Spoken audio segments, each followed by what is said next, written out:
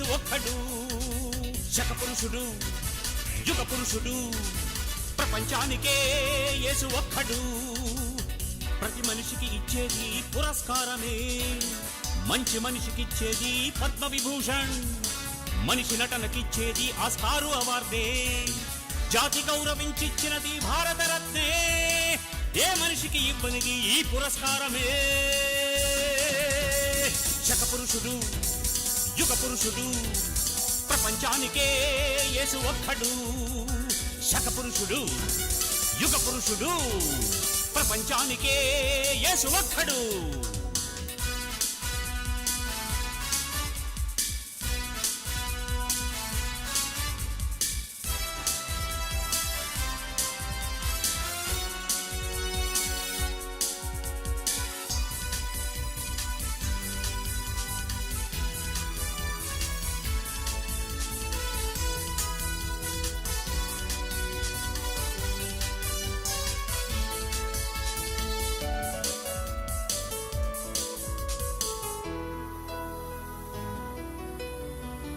పరిచారం చేశాడు, ప్రజల మధ్య ఉన్నాడు, పాపులకై ప్రాణం పెట్టి రక్షకుడే అయినాడు.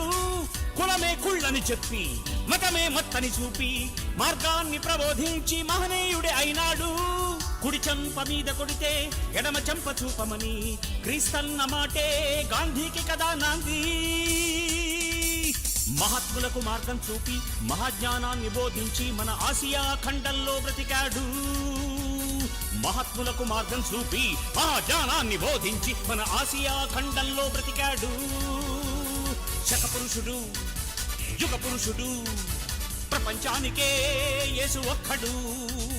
శకపురుషుడు యుగ పురుషుడు ప్రపంచానికే యేసు ఒక్కడు. ప్రతి మనిషికి ఇచ్చేది పురస్కారమే, మంచి మనిషికిచ్చేది పద్మ విభూషణ్, మనిషి నటనకిచ్చేది ఆస్కారు అవార్డే, జాతి గౌరవించిచ్చినది భారతరత్నే. ఏ మనిషికి ఇవ్వనిది ఈ పురస్కారమే.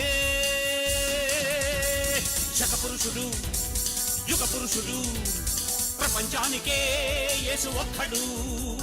శకపురుషుడు యుగ పురుషుడు ప్రపంచానికే యేసు ఒక్కడు.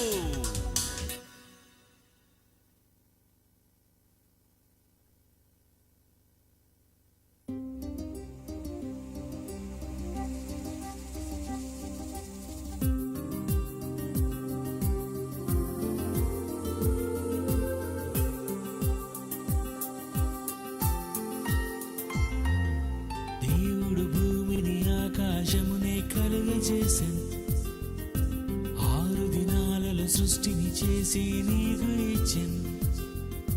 దేవుడు భూమిని ఆకాశమునే కలుగజేసెను. 6 దినాలలో సృష్టిని చేసి నీకు ఇచ్చెను. తన కోసమే నిన్ను చేసెను, ఈ సృష్టినే నీకిచ్చెను. దేవుడే లేనిది ఈ సృష్టి లేనే లేదు నీకిది. ఆ దేవుడే ఉన్నాడని నీ తండ్రి దేవుడని తెలియాలని. ఆ దేవుడే ఉన్నాడని నీ తండ్రి దేవుడని తెలియాలని. నీకోసమే ఎదురు చూసి నువ్వు మారితే పొంగిపోయి ఇలా ప్రేమించాడు నిన్నే.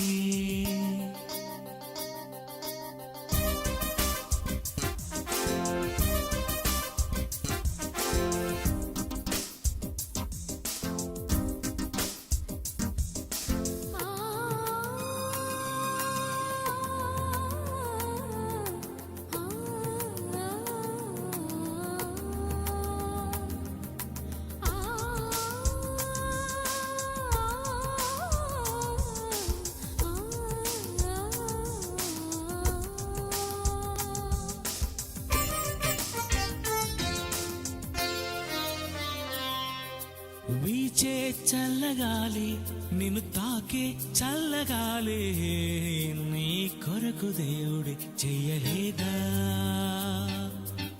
వీచే చల్లగాలి నిన్ను తాకే చల్లగాలి నీ కొరకు దేవుడి చేయలేదా? కురిసే ప్రతి చినుకు నీ కోసమేగా,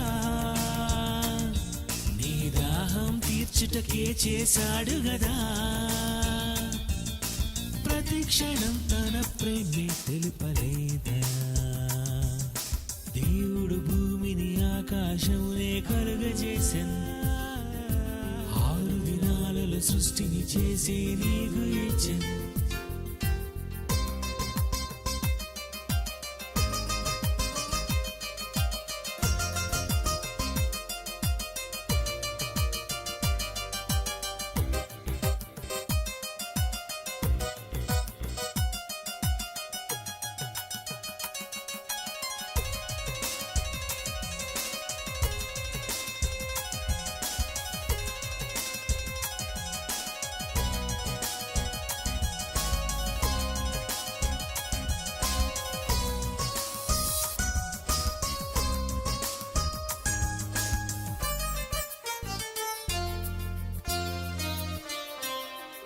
యేసునే ఇవ్వలేదా? నీ పాపం తీయలేదా? నీ కొరకు దేవుడే పంపలేదా? యేసునే ఇవ్వలేదా? నీ పాపం తీయలేదా? నీ కొరకు దేవుడే పంపలేదా? ప్రతి మనిషికి ఆ దేవుడు తండ్రి గదా, తన పిల్లలు తన యొద్దకు రావాలి గదా. ప్రతి క్షణం నీ కోరికే తీర్చలేదా? దేవుడు భూమిని ఆకాశమునే కలుగజేసెను, 6 దినాలలో సృష్టిని చేసి నీకు ఇచ్చెను. దేవుడు భూమిని ఆకాశమునే కలుగజేసెను, 6 దినాలలో సృష్టిని చేసి నీకు ఇచ్చెను. తన కోసమే నిన్ను చేసెను, ఈ సృష్టినే నీకిచ్చెను. దేవుడే లేనిది ఈ సృష్టి లేనే లేదు నీకిది. ఆ దేవుడే ఉన్నాడని, నీ తండ్రి దేవుడని తెలియాలని. ఆ దేవుడే ఉన్నాడని, నీ తండ్రి దేవుడని తెలియాలని. నీ కోసమే ఎదురు చూసి నువ్వు మారితే పొంగిపోయి ఇలా ప్రేమించాడు నిన్నే.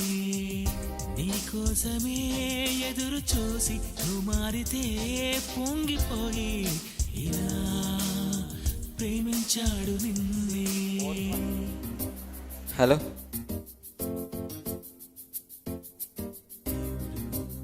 ఆకాశమునే కలుగజేసెను, 6 దినాలలో సృష్టిని చేసి నీకు ఇచ్చెను.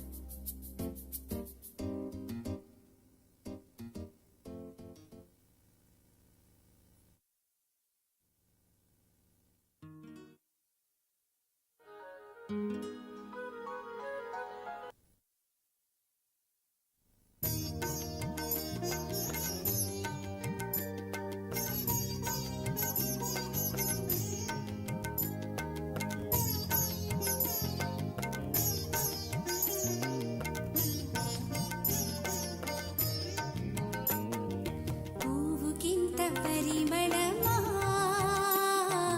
ఒక రోజుకింత అందమా. పువ్వుకింత పరిమళమా, ఒక రోజుకింత అందమా. పూస్తున్నది ఉదయాన్నే పూస్తుంది.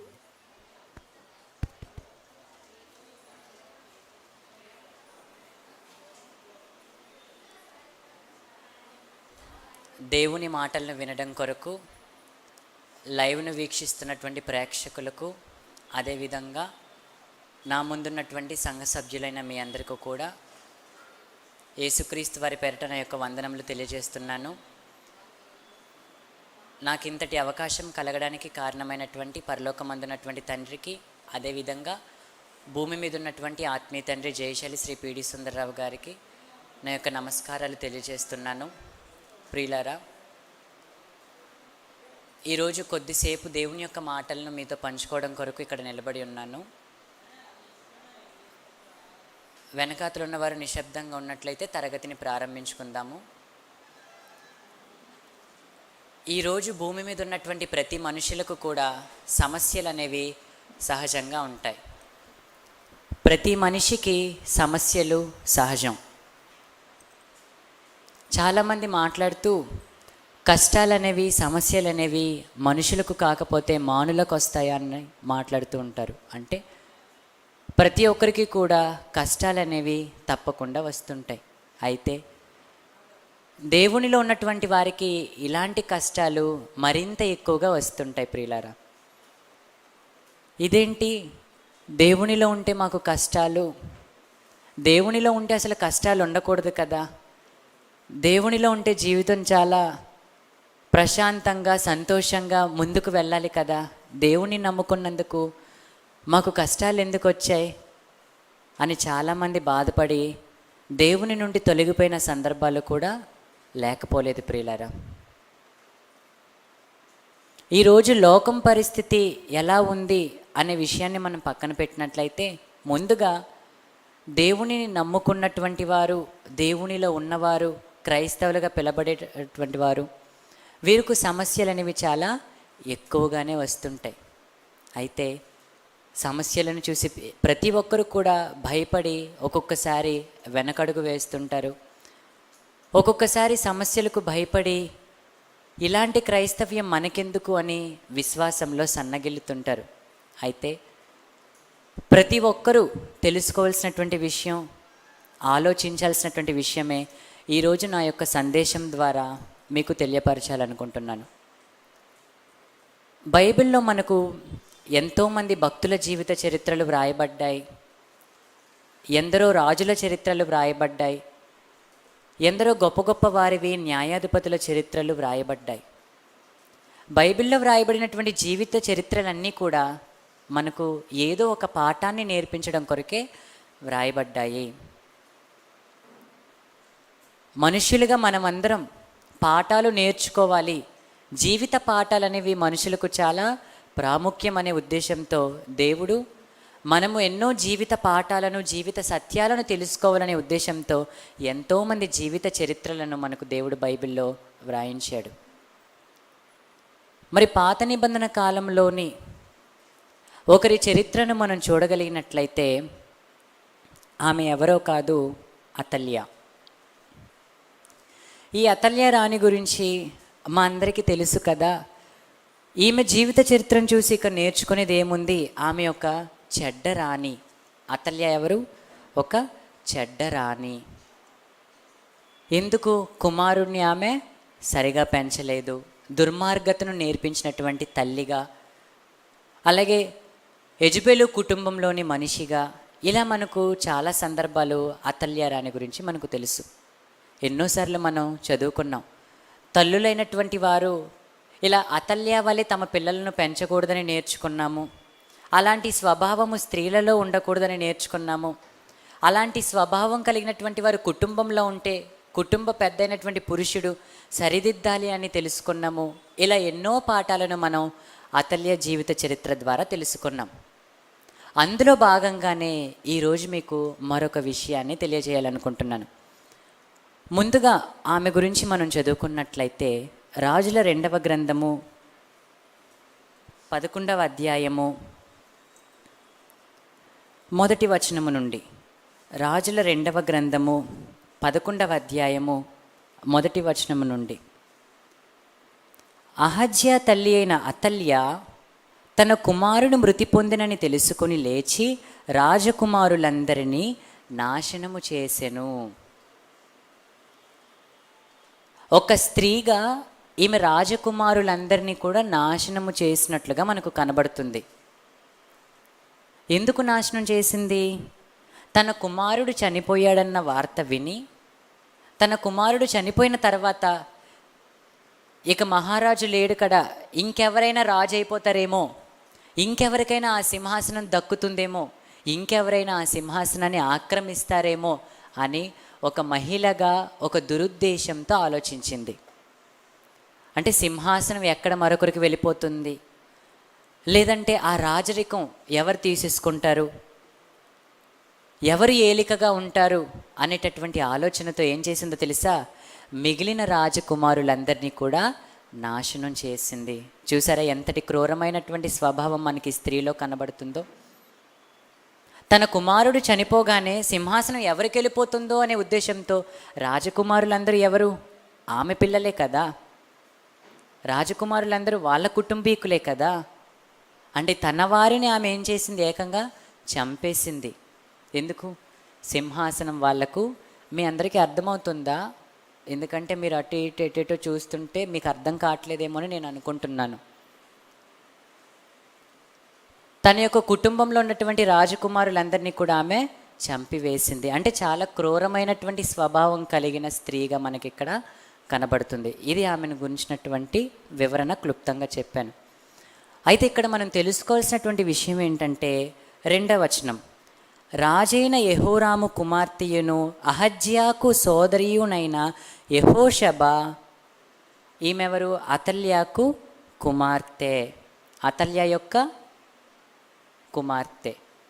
ఈమె పేరేంటి, యెహోషబ. ఈమె ఏం చేసిందంట, హతమైన రాజకుమారులతో కూడా చంపబడకుండా అహజ్య కుమారుడైన యోవాషును రహస్యముగా తప్పించెను. తల్లేమో రాజకుమారులందరినీ చంపేసింది. అయితే ఆ తల్లికి పుట్టిన కుమార్తె ఆమె ఏం చేసిందో తెలుసా, తన సోదరుడి కుమారుడు ఉన్నాడు కదా, అంటే ఇప్పుడు మహారాజు చనిపోయిన వెంటనే తర్వాత మహారాజు ఎవరవుతారు, వాళ్ళ వారసులు అవుతారు. ఈ అతల్య ఎప్పుడైతే రాజకుమారులందరినీ కూడా చంపేసిందో, వెంటనే ఆమె కుటుంబంలోనే ఆమె గర్భాన పుట్టినటువంటి ఆమె కుమార్తె ఏం చేసిందో తెలుసా, ఒకరిని రహస్యంగా తప్పించింది. అంటే చంపబడకుండా కాపాడింది. ఏ మహారాణి అయితే అందరినీ చంపేయాలని అనుకునిందో అదే మహారాణికి కుమార్తె ఒకరిని తప్పించింది. ఇంతకీ ఎవరతను, యోవాషు. అతనెవరు, యోవాషు. ఈ యోవాషును యెహోషబ ఏం చేసింది, కాపాడింది. ఎవరి చేతిలో నుండి, రాణి అయిన అతల్య చేతిలో నుండి కాపాడింది. అంటే అతల్య అందరినీ చంపేస్తుండగా ఆ చంపబడుతున్నటువంటి వారిలో ఈ అబ్బాయి లేకుండా ఈ అబ్బాయిని ఏం చేసింది, కాపాడింది. ఎలా కాపాడింది, రహస్యముగా తప్పించను గనుక వారు అతనిని అతని దాదిని పడక గదిలో అతల్యాకు మరుగుగా ఉంచి ఉండుట చేత అతడు చంపబడకుండెను. ఏ కోటలో అయితే మహారాణి రాజకుమారులందరినీ కూడా చంపేసిందో అదే కోటలో ఆమె కుమార్తె స్వయంగా ఒక రాజకుమారుడిని భద్రపరిచింది, రహస్యంగా దాచింది. ఎక్కడ దాచింది, మళ్ళీ పడక గదిలో. ఈ విషయాన్ని మీకు ఎందుకు చెప్తున్నానంటే, దేవుడు ఎవరినైనా సరే ఒకరిని నాయకులుగా నియమించుకోవాలన్నా, లేదంటే ఒక ప్రణాళికతో ఎవరినైనా పుట్టించితే, వారికి ఏదైనా ఆపద కష్టం అనేది సంభవిస్తే దేవుడు ఊరుకోడు. దేవుడు ఖచ్చితంగా కాపాడుతాడు. దానికి నిదర్శనం యోవాషు యొక్క చరిత్ర. యోవాషు అసలు చంపబడాలి. అతల్య అందరినీ చంపివేసింది, రాజకుమారులందరినీ చంపివేసింది. ఆ రాజకుమారులందరితో పాటు అతడును చచ్చిపోవాలి. కానీ అతను చనిపోకుండా అక్కడే ఆ కోటలోనే, అక్కడే ఆ పడక గదిలోనే రహస్యముగా దాచబడ్డాడు.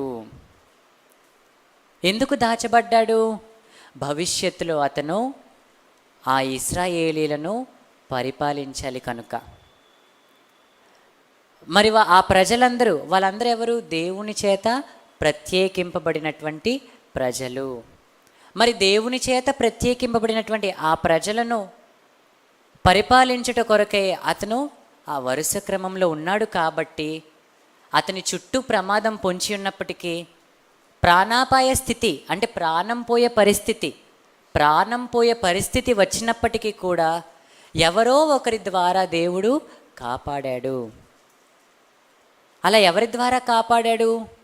తన కుటుంబంలో ఒకరేమో చంపాలని చూస్తున్నారు, మరొకరేమో అతనిని కాపాడారు. అంటే మన చుట్టూ ఉన్నటువంటి వారిలో కొందరు మనకు అపాయం కలుగ చేయాలనుకున్నా సరే, ఎంతమందిలో ఉన్నా ఎందరిలో ఉన్నా మనము దేవునికి కావాలి అనుకున్నప్పుడు దేవుడు ఖచ్చితంగా మనలను కాపాడుతాడు. ఎందుకో తెలుసా? మనం ఆయన కొరకు నిలబడాలి కనుక.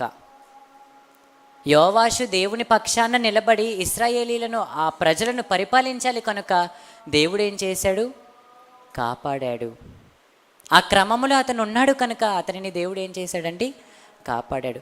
ఆ తర్వాత ఇంకా అతని గురించి మనం క్రిందకు చదవగలిగినట్లయితే, రాజకోటలో ఎంతకాలం ఒక బిడ్డ రహస్యంగా దాచబడి పెరుగుతారు చెప్పండి, అవునా కాదా? పిల్లలు ఏడుస్తారు. ఎందుకు ఇక్కడ తాతయ్య గారు క్లాస్ చెప్తుంటారా? ఇక్కడ పిల్లలు ఏడవగానే ఎంత భయపడతాం. అమ్మో పిల్లలు ఏడుస్తున్నారు, డాడీ గారికి శబ్దం వినబడుతుందేమో, డాడీ గారు తిడతారేమో. కనుక ఏం చేయాలి? మనం ఎంత అద్దాల క్యాబిన్లో డాడీ ఉన్నా సరే శబ్దం అనేది వినబడుతుంది, తలుపులు క్లోజ్ చేస్తున్నా సరే పిల్లల ఏడుపు వినబడుతుంది అని మనం ఏం చేస్తాము? జాగ్రత్తగా కిందకి వెళ్ళిపోతాం. అంటే పిల్లలతో మనకు ఆ భయం అనేది ఉంటుంది. ఎందుకంటే పిల్లలకు తెలియదు కదా ఎక్కడ ఏడవాలో ఎక్కడ అరవాలో, పిల్లలకు తెలియదు కనుక పిల్లలను చూసి మనం ఏం చేస్తుంటాం? ఎక్కువగా భయపడిపోతుంటాం, వారి అల్లరి ఎక్కడ వినబడుతుందేమోనని. అలాగే యోవాషు పసికందుగా ఉన్నాడు కదా, పసికందుగా ఉన్నటువంటి యోవాషును ఇక ఎక్కువ కాలం అక్కడ మరి దాచలేరు కదా రాజకోటలో. కనుక ఏం చేశారు తెలుసా? యెహోవా మందిరంలో రహస్యంగా పెంచారు. అంటే కోట వేరుగా ఉంటుంది, మందిరం వేరుగా ఉంటుంది. అప్పుడు ఏం చేశారు? యెహోవా మందిరంలో రహస్యంగా అతనిని పెంచడం అనేది జరిగింది. అంటే ఎన్ని సమస్యలున్నా ఆ సమస్యల నుంచి, ఆ ప్రాణాపాయ పరిస్థితులలో నుంచి దేవుడు స్వయంగా యోవాషును తప్పించి తన మందిరములో తీసుకొని వచ్చి ఉంచాడు. ఎందుకు?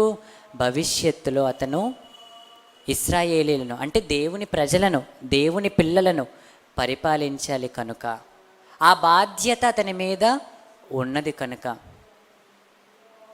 అలాగే మరొక సందర్భం మనం ఆలోచన చేసినట్లయితే, మరొక భక్తుడు ఎవరు? మీ అందరికీ ఈ పాటికే గుర్తొచ్చుంటారు. ఎవరు? మోషే గారు. మరి మోషే గారి యొక్క చరిత్రను, మోషే గారి యొక్క పరిస్థితిని మనం ఆలోచన చేసినట్లయితే, మోషే గారు పుట్టేనాటికి అక్కడ ఉన్నటువంటి పిల్లలందరినీ కూడా చంపేయాలనేటటువంటి ఆజ్ఞ అయితే అక్కడ జారీ అయింది. ఇక్కడ అతల్య అయితే ఏకంగా రాజకుమారులందరినీ కూడా చంపేసింది. ఎందుకు? ఎవరైనా రాజు అయిపోతారేమో, ఎవరికి ఆ సింహాసనం వెళ్ళిపోతుందేమో అనేటటువంటి ఉద్దేశంతో. అలాగే మోషే గారి సందర్భంలో కూడా అక్కడ పుట్టినటువంటి పిల్లలందరినీ కూడా చంపించేయాలనేటటువంటి ఆజ్ఞ బయలుదేరింది. ప్రతి ఇంటిలో ఉన్నటువంటి పిల్లలను చంపేస్తున్నారు. అలాంటి పరిస్థితిలో ఏకంగా మోషే గారిని దేవుడు కాపాడి ఎక్కడుంచాడు? ఏ రాజకోటలోనైతే చిన్న పిల్లలను చంపేయాలి అనేటటువంటి ఆజ్ఞ బయలుదేరిందో అదే రాజకోటలో మోషే గారు చక్కగా పెరిగారు. ఎవరి ద్వారా? రాజకుమార్తె ద్వారా, ఫరో యొక్క కుమార్తె ద్వారా. అక్కడేమో అతల్యా కుమార్తె ద్వారా ఆ శిశువు రక్షింపబడ్డాడు, ఇక్కడేమో ఫరో కుమార్తె ద్వారా ఈ శిశువు రక్షింపబడ్డాడు. అంటే రాజకుటుంబీకులలోనే, రాజాజ్ఞ బయలుదేరిన ఆ కుటుంబంలోనే ఎవరో ఒకరి ద్వారా దేవుడు తనకు కావలసినటువంటి వారిని రక్షిస్తున్నాడు. రాణి ఆజ్ఞ బయలుదేరిన ఆ కుటుంబంలో అదే రాణి కుమార్తె ద్వారా ఒక శిశువు రక్షింపబడితే, రాజాజ్ఞ బయలుదేరిన ఈ కుటుంబంలో అదే ఫరో కుమార్తె, రాజకుమార్తె ద్వారా మరొక శిశువు రక్షింపబడ్డారు. అతనే మోషే. ఆ మోషే గారు ఏకంగా ఆ కోటలోనే పెరిగాడు, ఫరో కోటలోనే పెరిగాడు. ఆ సింహాసనానికి వారసుడు అన్నంతగా అతను పెరిగాడు. ఫరో యొక్క కుమార్తెకు కుమారుడు అంటే మాటలు కాదు కదండి, అంతేనా కదా? వారసులు, సింహాసనానికి అర్హులు, అంత గొప్ప స్థానంలో అతను పెరిగాడు. అలాంటి వాతావరణంలో మోషే గారు పెరగడం అనేది జరిగింది. అలాగే యోసేపు గారి సందర్భం మనం ఆలోచన చేసినట్లయితే యోసేపు గారు శిశువుగా ఉండడం కంటే ఒక యవ్వన ప్రాయంలోనికి వచ్చారు. ముందు మనం తెలుసుకున్నటువంటి 2 సందర్భాల్లో కూడా పిల్లలుగా ఉన్నప్పుడు కాపాడబడటం. ఇప్పుడు యోసేపు గారు ఆయన యవ్వన ప్రాయంలో ఉన్నారు. మరి యవ్వన ప్రాయంలో ఉన్నటువంటి యోసేపు గారికి చుట్టూ కూడా ఏమున్నాయి? సమస్యలు. యోసేపు గారికి చుట్టూ సమస్యలు ఉన్నాయి. ఏంటా సమస్యలు? అతను ఎవరి దగ్గర అయితే పని చేస్తున్నాడో, ఎవరి దగ్గర అయితే పెరుగుతున్నాడో, ఆ యొక్క యజమానుని భార్య ఏకంగా యోసేపు గారి మీద పెద్ద నింద వేసింది. మోషే గారు, యోవాషు వాళ్ళైతే పసిపిల్లలుగా ఉన్నారు కాబట్టి అప్పుడు చంపేయాలనుకున్నారు. ఇక్కడ యోసేపు గారి పరిస్థితి ఏంటి? యవ్వనంలో ఉన్నాడు. అందులోనూ ఒక అధికారి భార్య నింద వేసినప్పుడు ఇక అతని ప్రాణం ఖచ్చితంగా పోతుంది. అంటే అది కూడా ప్రాణాపాయ పరిస్థితి, అంటే ప్రాణం పోయేటటువంటి పరిస్థితి. అలాంటి పరిస్థితిలోనూ యోసేపు గారు దేవుని యందలి భయభక్తులు కలిగి ఉన్నారు కనుక యోసేపు గారు కాపాడబడ్డారు. ప్రాణాపాయ స్థితి నుండి కాపాడబడ్డారు. ఆ తర్వాత చెరసాలకు వెళ్ళారు. చెరసాలలో ఉన్నప్పుడు కూడా దేవుని కృప అతనికి తోడై ఉండటం వలన ఏకంగా యోసేపు గారు ఏమయ్యారు? ఏ రాజుకోటలోనైతే, ఏ రాజు దగ్గర అయితే చెరసాలలో ఉన్నారో ఏకంగా అతని దగ్గరే ఒక ఉన్నతమైనటువంటి స్థానాన్ని పొందుకోగలిగాడు. ఒక ఉన్నతమైనటువంటి స్థానంలో ఒక గొప్ప అధికారిగా అతను మారగలిగాడు. ఈ 3 జీవిత చరిత్రలను, ఈ 3 జీవిత చరిత్రలను మీకు ఎందుకు ఇప్పుడు నేను చెప్పానంటే, ఈరోజు క్రైస్తవులుగా ఉన్నటువంటి ప్రతి ఒక్కరికి కూడా ఏదో ఒక సమస్య అనేది ఎవరో ఒకరి వలన వస్తూనే ఉంటుంది. ఎందుకంటే క్రైస్తవుడు అయినందుకు బాధ అనుభవించక తప్పదు. క్రైస్తవుడు అంటేనే అగ్ని వంటి మహాశ్రమలు అనేవి వస్తూనే ఉంటాయి. స్వజనుల వలన వస్తాయి, అన్యజనుల వలన వస్తాయి, సహోదరుల వలన వస్తాయి, కపట సహోదరుల వలన వస్తాయి, సొంత ఊరిలో ఉన్నవారి వలన వస్తాయి, పరాయి వాళ్ళ వలన వస్తాయి. పౌలు గారి శ్రమలు మనందరికీ తెలుసు కదండి. పౌలు గారు ఎవరు? క్రైస్తవుడు. ఎన్ని శ్రమలు అనుభవించాడు చెప్పండి? అంటే క్రైస్తవులైనందుకు ఖచ్చితంగా ఎవరో ఒకరి వలన సమస్యలు అనేవి వస్తూనే ఉంటాయి.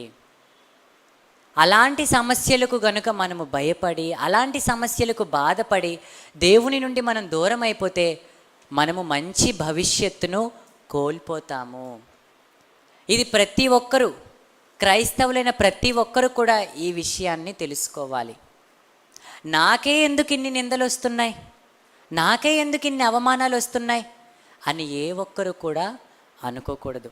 అలా అనుకుంటే యోసేపు గారు గొప్పవారు అవుతారా చెప్పండి?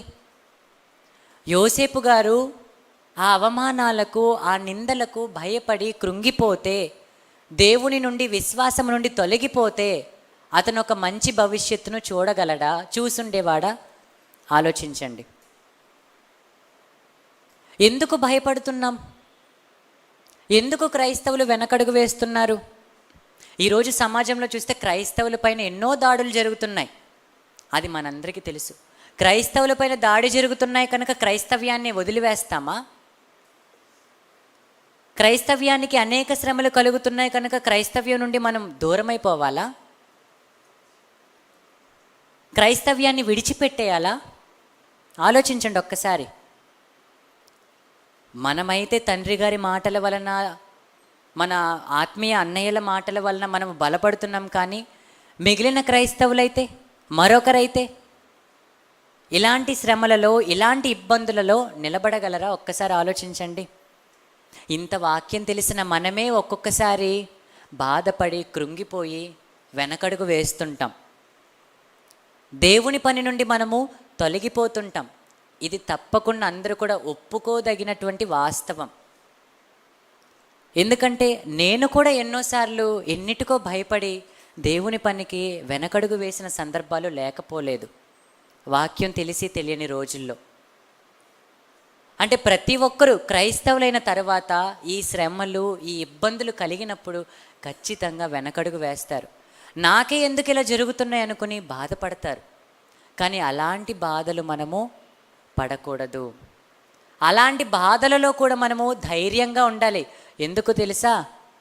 మనం అందరం గుర్తుపెట్టుకోవాల్సింది ఒకటే, మనము సమస్యలలో ఉన్న, సమస్యలతో ఉన్న, సమస్యల మధ్యనే మనము పెరుగుతున్నా, వాటి మధ్యనే దేవుడు నిన్ను రక్షించగల సమర్థుడు. ఎవరూ లేనప్పుడు రక్షించగలరా ఎవరైనా? ఇప్పుడు ఒకరి గొప్పతనం తెలియాలనుకోండి, నీ మీద నాకు ప్రేమ ఉంది అని మాటల్లో చెప్తే సరిపోతుందా? నలుగురు నిన్ను చుట్టుముట్టి కొడుతున్నప్పుడు నేను వచ్చి నిన్ను కాపాడితేనే నా గొప్పతనం ఏంటో నీకు తెలుస్తుంది. అంటే నా గొప్పతనం తెలియాలంటే నీకు ఏదో ఒక ఇబ్బంది కలగాలి, ఆ క్షణంలో నేను రావాలి, నిన్ను రక్షించాలి. అప్పుడు నా యొక్క గొప్పతనం, నా యొక్క ప్రేమ అనేది నీకు తెలుస్తుంది. మరి దేవుని గొప్పతనం తెలియాలన్నా, దేవుని ప్రేమ తెలియాలన్నా, ఆయన మన పట్ల చూపిస్తున్నటువంటి అపారమైనటువంటి ప్రేమ మనకు తెలియాలన్నా, మనకు ఖచ్చితంగా ఈ సమస్యలు అనేవి రావాలి. సమస్యలు వస్తేనే దేవుని ప్రేమ మనకు అర్థమవుతుంది. సమస్యలు వస్తుంది కనుక మనము బాధపడకూడదు. యోవాషు ఎంత చిన్నవాడు చెప్పండి, అభం శుభం తెలియని పసివాడు. అతనిని ఏకంగా చంపేయాలని ఆజ్ఞ బయలుదేరింది. ఆజ్ఞ బయలుదేరటం ఏంటి, ఏకంగా రాని అందరిని చంపేసింది కూడా, తన తోటి వారిని. అంటే తన వారినే చంపుకునేటటువంటి వారు కూడా సమాజంలో ఉంటారా? ఉంటారు. తన వారి యొక్క క్షేమాన్ని చూసి సహించలేని, ఓర్వలేని వారు ఉంటారా సమాజంలో? ఖచ్చితంగా ఉంటారు. తమ వారిని చూసి ఓర్వలేని వారు సమాజంలో ఉన్నప్పటికీ మనం ఏం చేయాలో తెలుసా? దేవుని పట్ల నమ్మకం కలిగి, నాకు నా దేవుడు ఉన్నాడు, నా దేవుడు ఉండగా నాకు భయం ఎందుకు? దేవుడు నన్ను కాపాడగలడు. ఎలాంటి పరిస్థితిలో ఉన్నాయినా సరే. ఇప్పుడు యోవాషు తనకు తానుగా పరిగెట్టి వెళ్ళిపోగలడా? తనకు తానుగా పరిగెట్టి పారిపోగలడా? ఒక శిశువు పారిపోగలడా? మోషే గారు పారిపోగలరా? చిన్న శిశువు చంపేస్తారు, వాళ్ళకు వాళ్ళు పారిపోగలరా చెప్పండి? లేదు కదా. ఖచ్చితంగా ఆ సమస్యల మధ్యనే వాళ్ళు ఉండాలి. ఆ సమస్యల మధ్యనే వారి జీవితం అనేది ముడిపడి ఉంది. అవునంటారా కాదంటారా? ఒక్కసారి ఆలోచించండి, మీకు అర్థమవుతుందా? అర్థమైతే మరి ఎక్స్ప్రెషన్ లేదు, తల ఊపాలి కదా. యోవాషు గారు కానివ్వండి, అలాగే మోషే గారు కానివ్వండి, వీళ్ళు చిన్న పిల్లలు. వాళ్ళు సమస్యలను చూసి పరిగెట్టి పారిపోగలరా? లేదు కదా. ఖచ్చితంగా ఆ సమస్యల మధ్యే ఉండాలి. ఆ సమస్యలు తమ చుట్టూ సమస్యలున్న అక్కడే ఉండాలి. మరి వారు ఎలా కాపాడబడతారు? ఎలా కాపాడబడతారు? దేవుడు కాపాడుతాడు. వాళ్ళు ఎంత చిన్న పిల్లలైతే ఏంటి, వాళ్ళు సమస్యల్లో ఉండగానే, వాళ్ళకు ప్రాణాపాయ స్థితి కలుగగానే వారిని ఎవరు కాపాడారు? దేవుడు కాపాడాడు. అలాగే యోసేపు గారు ఎలా పారిపోగలడు? ఎటు చూసినా భటులే ఉంటారు, పైగా నింద పడిపోయింది. అమ్మో నాకు ఇంత నింద పడిపోయిందని అతను అనుకున్నాడా? మనమైతే ఏం చేస్తాం? నేను ఇంతటి గొప్ప వ్యక్తులము, మా మీద నింద పడిపోయిందా? ఇలాంటి నిందలు భరించడం కంటే అసలు మేము ఇక్కడికి రాకుండా ఉండడమే చాలా మంచిది, ఉత్తమం అని ఇలాంటి ఆలోచనల్లో కూడా ఉంటారు, ఉన్నాము కూడా. అంటే ఎందుకు? మనకు వాక్యం అనేది సరిగా తెలియకపోవటం వలన, వాక్యంలో మనకు సరైనటువంటి అవగాహన లేకపోవటం వలన, అన్నిటికంటే ముఖ్యంగా దేవుని మీద మనకు నమ్మకం అనేది లేకపోవటం వలన. దేవుణ్ణే కనుక నమ్ముకొని ఆయన పట్ల భయము భక్తి కలిగి ఉంటే ఎలాంటి సమస్యలోనైనా సరే దేవుడు మనల్ని ఖచ్చితంగా కాపాడుతాడు, రక్షిస్తాడు. దేవుడు కాకపోతే ఇంకెవరు రక్షిస్తారు మనల్ని చెప్పండి? పసిపిల్లలుగా ఉన్నటువంటి వారిద్దరిని కూడా దేవుడే రక్షించాడు, దేవుడే కాపాడాడు. అలాగే యోసేపు గారిని కూడా దేవుడే కాపాడాడు. ఎందుకు? వారిపైన ఒక బాధ్యత ఉంది కాబట్టి. ఈ విషయాన్ని మర్చిపోకూడదు. వారి మీద ఒక భారభరితమైనటువంటి బాధ్యత ఉంది. మోషే గారు ఏకంగా ఇశ్రాయేలీల జనాంగాన్ని నడిపించాలి.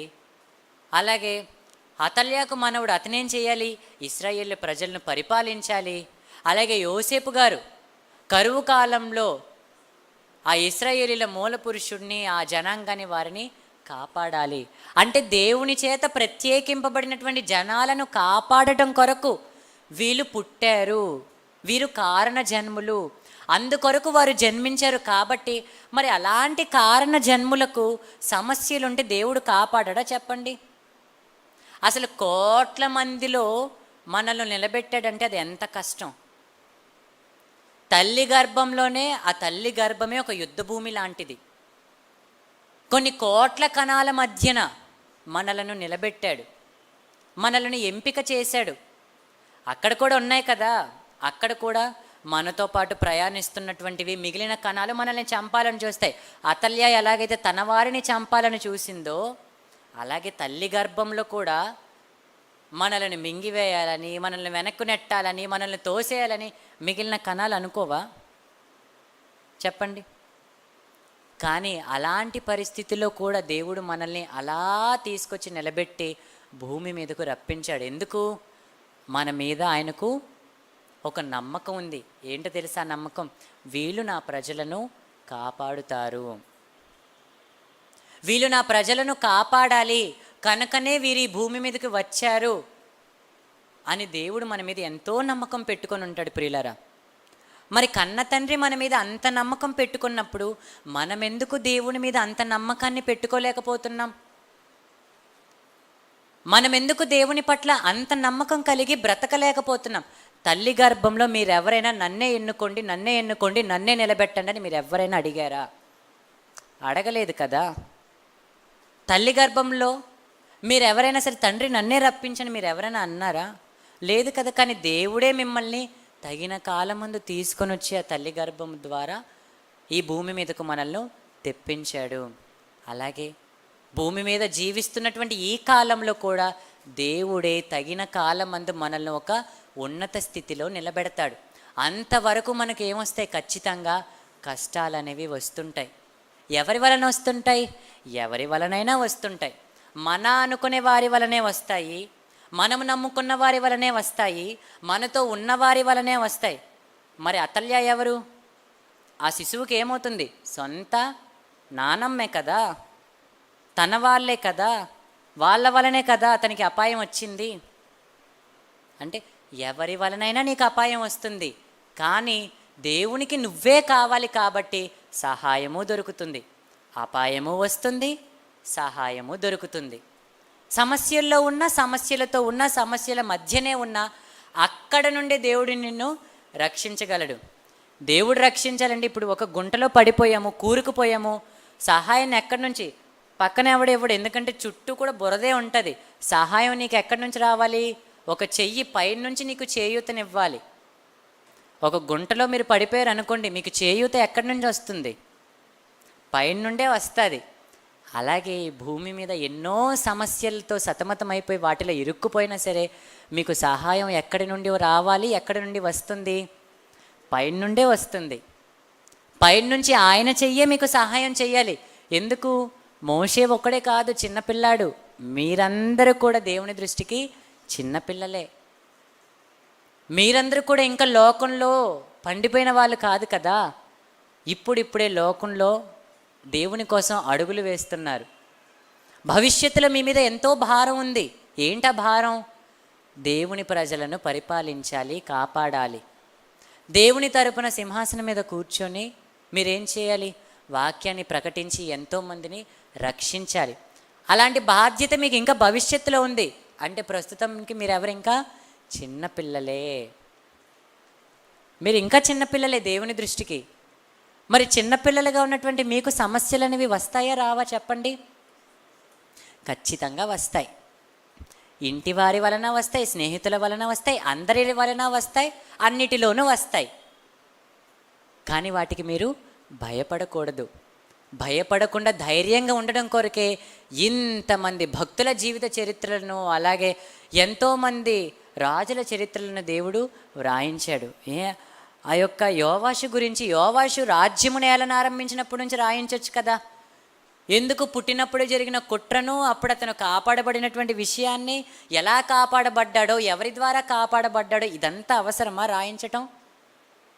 ఇదంతా రాయించాడంటే కారణం ఏంటో తెలుసా? మనం ధైర్యంగా ఉండాలని. అంటే నీ చుట్టూ ఉన్న వారిలోనే ఒకరి వలన నీకు సమస్య వస్తే అదే చుట్టూనున్న వారిలోనే మరొకరి వలన దేవుడు నీకు సహాయాన్ని అందిస్తాడు. సహాయాన్ని అందించకుండా ఉండగలడా? అస్సలు ఉండడు. ఎందుకు? ఎంతైనా మనం ఆయన పిల్లలం కనుక. పిల్లలకు కాకపోతే ఇంకెవరికి సహాయం చేస్తాడు దేవుడు చెప్పండి? అవునా కాదా? దేవదూతలుగా చేస్తారు, వాళ్ళు పని మనుషులు, సేవకులు. అంటే సహాయం ఎవరికి చేస్తాడు దేవుడు? తన పిల్లలకే సహాయం చేస్తాడు. అందుకే యెషయా గ్రంథంలో ఒక మాటను వ్రాయిస్తూ, యెషయా గ్రంథం 51వ అధ్యాయం 12-13 వచనములు. యెషయా గ్రంథం 51వ అధ్యాయం 12-13 వచనం. నేను మిమ్మును ఓదార్చువాడను. అదేనా అక్కడ ఉంది? యెషయా గ్రంథం 51వ అధ్యాయం 12వ వచనం. నేను మిమ్మును ఓదార్చువాడను అని లేదు అక్కడ. నేనే మిమ్మును ఓదార్చువాడను మళ్ళీ రెండోసారి రిపీట్ చేశారు అక్కడ. మీరు తప్పు చదివేశారు రెఫరెన్స్. నేను మిమ్మును ఓదార్చువాడను అని లేదు. నేనే మిమ్మల్ని ఓదార్చువాడను అంటే అక్కడ నొక్కి వక్కా నుంచి చెప్తున్నాడు దేవుడు. అంటే మనం ఎక్కడ నేను మిమ్మల్ని ఓదార్చేవాడనేది కామన్గా ఉంది, కానీ అక్కడ నేనే నిన్ను ఓదార్చాలి, ఇంకెవరు కూడా నిన్ను ఓదార్చలేరు. దాని అర్థం అదే కదా, అంత స్ట్రెస్ చేసి చెప్పారంటే. అంటే మీకు సమస్యలున్నా, సమస్యల మధ్య మీరు పెరుగుతున్నా, క్రైస్తవులుగా మీకు ఇబ్బందులు వస్తున్నా సరే మిమ్మల్ని ఎవరు ఓదార్చాలి? మీరు అనుకున్న వాళ్ళు మిమ్మల్ని ఓదార్చకపోవచ్చు, మీరు ఆశించిన వారు మిమ్మల్ని ఓదార్చకపోవచ్చు, కానీ ఎంతైనా మీరు దేవునికి పిల్లలు కాబట్టి, మీరు అతనికి పిల్లలు, అతను మీకు తండ్రి కాబట్టి, నాకు కాస్త ఫ్యాన్ వేస్తారా, అతనే మిమ్మల్ని ఓదార్చాలి అని క్రిందకు చెప్తూ, చనిపోవు నరునికి, తృణమాత్రుడగు నరునికి ఎందుకు భయపడదువు? నరునికి నువ్వు ఎందుకు భయపడుతున్నావు? వారి వలన సమస్యలు వచ్చేస్తాయి, వాళ్ళేదో చేసేస్తారు, ఏదో అయిపోతుందేమో అని నువ్వెందుకు భయపడుతున్నావు? వాడు ఏదో ఒకరోజు చనిపోవాలి. చనిపోవు నరుడు అంటే అని అని అని ఎన్నో మాటలు అంటాడు. ఏదో ఒకరోజు చచ్చిపోతాడు కదా. చచ్చిపోయిన తర్వాత అలా నిన్ను మాటలు అనేవాళ్ళు కూడా ఉండరు కదా. అలాంటి వాళ్ళకి ఎందుకు భయపడుతున్నావు? అన్నంతకాలం అనుకొని, ఇబ్బంది పెట్టినంతకాలం ఇబ్బంది పెట్టుకొని, శ్రమ పెట్టినంతకాలం శ్రమ పెట్టని, ఎంతైనా దేవుడు ఉన్నాడు కదా, చూస్తూ ఊరుకోడు కదా. ఎందుకంటే ఆయన చెప్తున్నాడు, ఇదిగో నేనే నిన్ను ఓదార్చాలి కాబట్టి తృణమాత్రుడగు నరునికి, చనిపోవు నరునికి ఎందుకు భయపడతావు? బాధ పెట్టువాడు నాశనము చేయుటకు సిద్ధపడినప్పుడు, అంటే ఖచ్చితంగా నిన్ను బాధ పెడతారు, నాశనం చేయటానికి సిద్ధపడతారు. అలాంటి సమయంలో వాని క్రోధమును బట్టి నిత్యము భయపడుచు ఆకాశములను వ్యాపింపజేసి భూమి పునాదులను వేసిన యెహోవాను, నీ సృష్టికర్త అయిన యెహోవాను మరుచుదువా అని దేవుడు ఇక్కడ ప్రశ్న వేస్తున్నాడు. అంటే నీకు సమస్యలు రాగానే నువ్వు వాళ్ళకు భయపడి నన్ను మరిచిపోతావా? నీకు సమస్యలు రాగానే దేవుణ్ణి పక్కన పెట్టేస్తావా? అంటే ఇంక దేవుడు లేడు అనుకుంటున్నావా? దేవుడు న్యాయం చేయడు అనుకుంటున్నావా? దేవుడు కాపాడడు అనుకుంటున్నావా? ఖచ్చితంగా దేవుడు కాపాడుతాడు. ఎలా కాపాడుతాడు? ఎలాగైనా కాపాడుతాడు. యోసేపు గారిని కాపాడిన విధానం ఒకలా ఉంది, మోషే గారిని కాపాడిన విధానం మరోలా ఉంది. అలాగే యోవాషును కాపాడినటువంటి సందర్భం మరోలా ఉంది. అలాగే యేసుక్రీస్తు వారు పుట్టినప్పుడు ఆ శిశువును చంపజూచినప్పుడు ఏకంగా యోసేపును మరియకు ప్రత్యక్షమై వాళ్ళిద్దరిని కూడా ఐగుప్తుకు వెళ్ళిపోమని చెప్పాడు. అంటే ఒక్కొక్కరిని ఒక్కొక్కలాగా దేవుడు కాపాడుకుంటూ వచ్చాడు.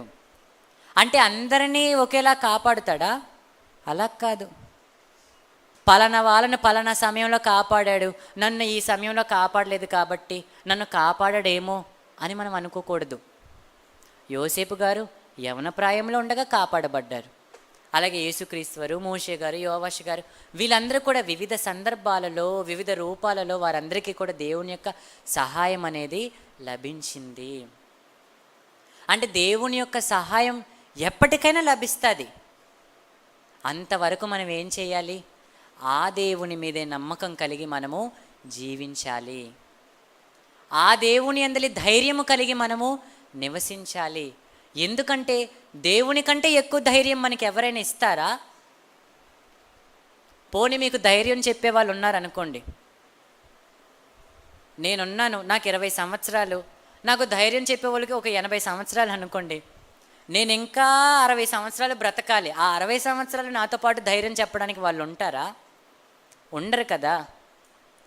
మనకు ధైర్యం చెప్పడానికైనా వాళ్ళు ఎంతకాలం మనతో ఉంటారు? ధైర్యం చెప్పే వాళ్ళు ఎంతకాలం మనతో ఉంటారు? కాపాడడానికి మనం ఎవరి దగ్గర నుంచి అయితే సహాయాన్ని ఆశిస్తామో వాళ్ళు ఎంతకాలం కాపాడగలరు? ఇప్పుడు అతల్య దగ్గర నుంచి అయితే కాపాడింది బిడ్డను. ఎక్కడ కాపాడింది? ఎక్కడ ఉంచింది? పడక గదిలో. ఎంతకాలం ఉంచింది పడక గదిలో? కొంతకాలమే. ఎందుకంటే ఎక్కువ కాలం ఉంచడానికి అవ్వదు కదా, ఎంత కాపాడినా కొంతకాలమే. తర్వాత మళ్ళీ ఎక్కడికి వెళ్ళిపోయాడు? దేవుని మందిరంలోనే వెళ్ళి పెంచబడ్డాడు. దేవుని మందిరంలో పెంచబడ్డాడు. 7 సంవత్సరాలు రాగానే మహారాజు అయిపోయాడు.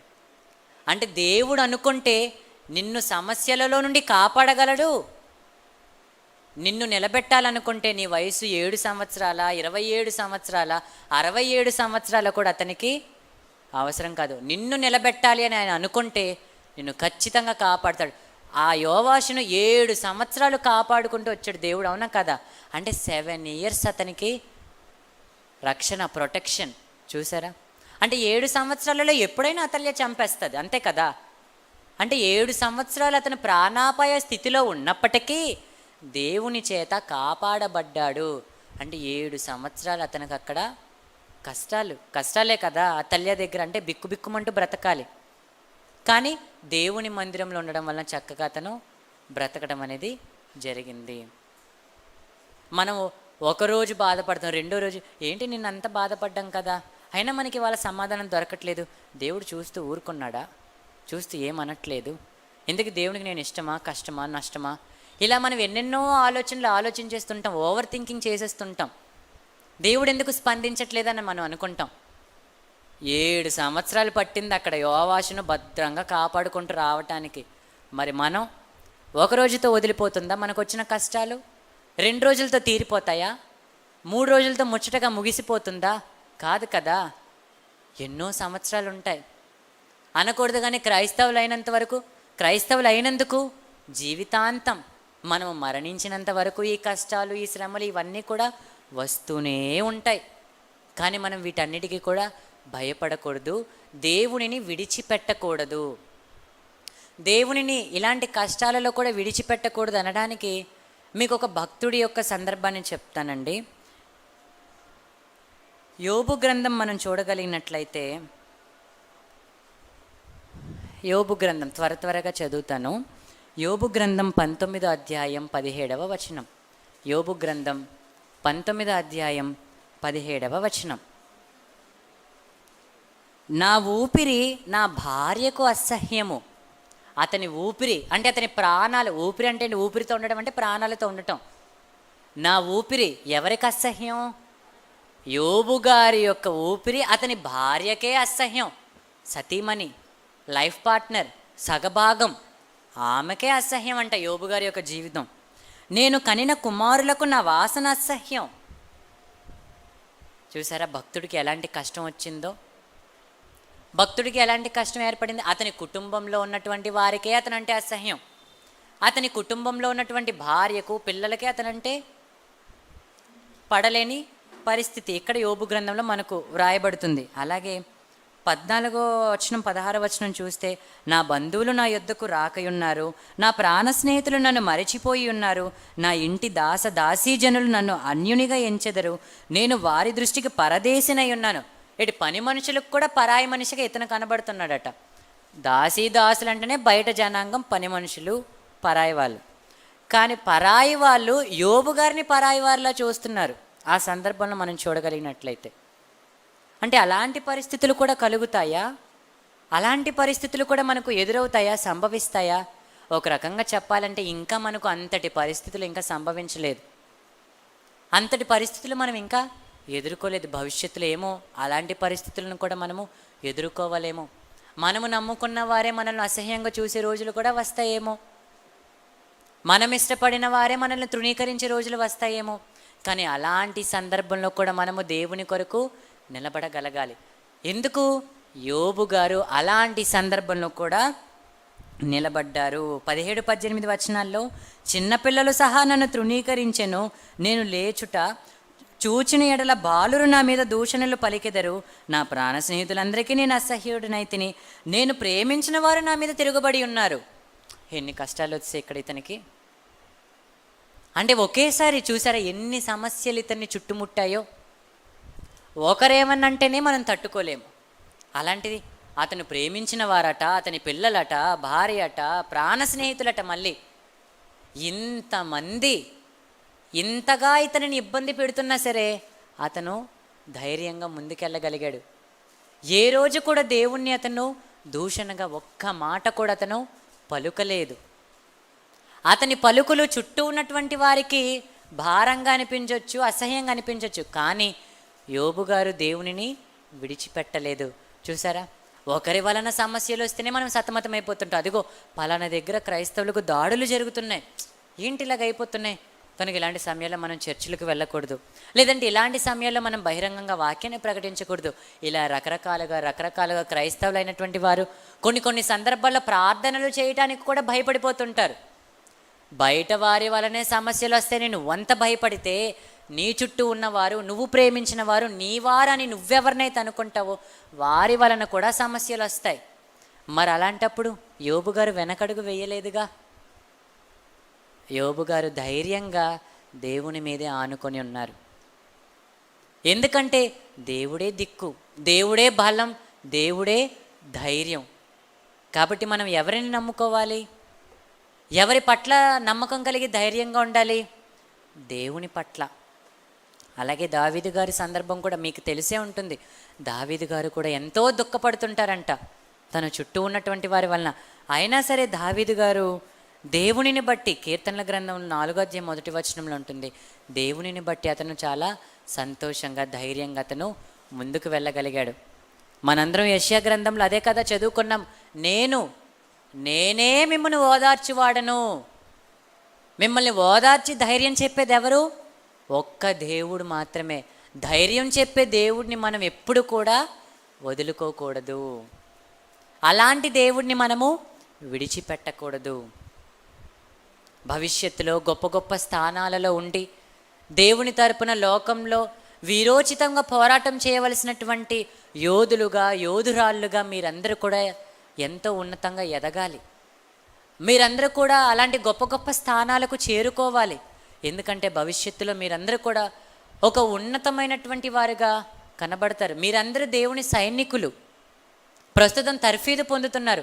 తర్ఫీదు పొందుతూ సైనికులుగా భవిష్యత్తులో దేవుని తరపున పోరాటం చేసే మీరందరూ కూడా ఏమనుకోవాలో తెలుసా? ఒక యోవాషుకి 7 సంవత్సరాలు కష్టాలు కలిగింది, 7వ సంవత్సరాన రాజుగా పట్టాభిషిక్తుడయ్యాడు. మాకు కూడా అంతేనేమో.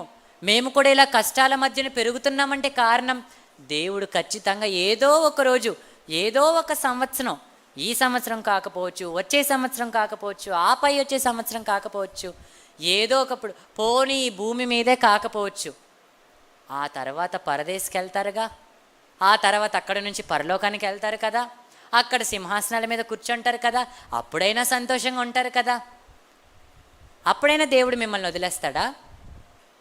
ఇక్కడ మిమ్మల్ని ఓదార్చలేదు, ఇక్కడ మిమ్మల్ని ధైర్యపరచలేదు అని ఒకవేళ మీరు అనుకుంటే, ప్రకటన గ్రంథం 21వ అధ్యాయం 4వ వచనం, ప్రకటన గ్రంథం 21వ అధ్యాయం 4వ వచనం, ఇదిగో దేవుని నివాసం మనుషులతో కూడా ఉంది, ఆయన వారితో కాపురముండును, వారైన ప్రజలయ్యుందురు, దేవుడు తానే వారి దేవుడయుండి వారికి తోడయుండునని చెప్తూ 4వ వచనంలో, ఆయన వారి కన్నుల ప్రతి బాష్ప బిందువును తుడిచివేయును, మరణమిక ఉండదు, దుఃఖమైనను ఏడుపైనను వేదన అయినను ఇక ఉండదు. దుఃఖమైన, ఏడుపైన, వేదన అయినా ఉండదట. ఏకంగా దేవుడే స్వయంగా మీ కన్నుల నుంచి పడేటటువంటి బాష్ప బిందువులను తుడిచివేస్తాడు. అంటే మీ కష్టాల నుంచి మిమ్మల్ని తీసుకొని వెళ్ళి మిమ్మల్ని ఆనందింపజేస్తాడు. భూమి మీద ఉన్నటువంటి ఈ కొద్ది కాలం మనం కష్టాలు అనుభవిస్తే ఏదో ఒక రోజు ఆయన ఏదో ఒక విధంగా సహాయం చేస్తాడు. లేదు ఈ భూమి మీదంతా నువ్వు అలాగే శ్రమలు అనుభవించాలి, నీకు ఇలాగే ఉంది, నీ గురించి నేను ఇలాగే రాశాను నాన్న, నువ్వు ఇలాగే శ్రమలు పడాలి. యేసుక్రీస్తు వారి గురించి అలాగే కదా రాశారు. చనిపోయినంత వరకు శ్రమలే. ఎక్కడుంది ఓదార్పు? అవునా కదా చెప్పండి, ఎక్కడుంది? చనిపోయినంత వరకు కూడా అతనికి కన్నీళ్ళు, కష్టాలు. ఎవరి వలన? ఇంటికి వెళ్తే తమ్ముళ్ళు వెళ్ళిపోమన్నారు, స్వజనులేమో వెళ్ళిపోమన్నారు. ఏ ప్రజలనైతే కాపాడటానికి వచ్చాడో, మంచి చెయ్యాలనుకుని కాపాడాలనుకుంటే ఆ ప్రజలే సిలువ వేయాలని కోరుకున్నారు. మరి ఇంకెక్కడిది యేసుక్రీస్తు వారికి ఆనందం, సంతోషం? ఈ భూమి మీద లేకపోయినా ఆయనకు మరణించి పరలోకానికి వెళ్ళిన తర్వాత సింహాసనం దక్కింది కదా. అలాగే మనము కూడా దేవుని యందలి నమ్మకం కలిగి ధైర్యంగా ఉండాలి ప్రియులారు. అందుకే చివరిగా ఒక మాట చెప్పుకొని ముగించుకుందాం. కొరింథీయులకు రాసిన 2వ పత్రిక 12వ అధ్యాయము 10వ వచనము. కొరింథీయులకు రాసినటువంటి 2వ పత్రిక 12వ అధ్యాయము 10వ వచనం.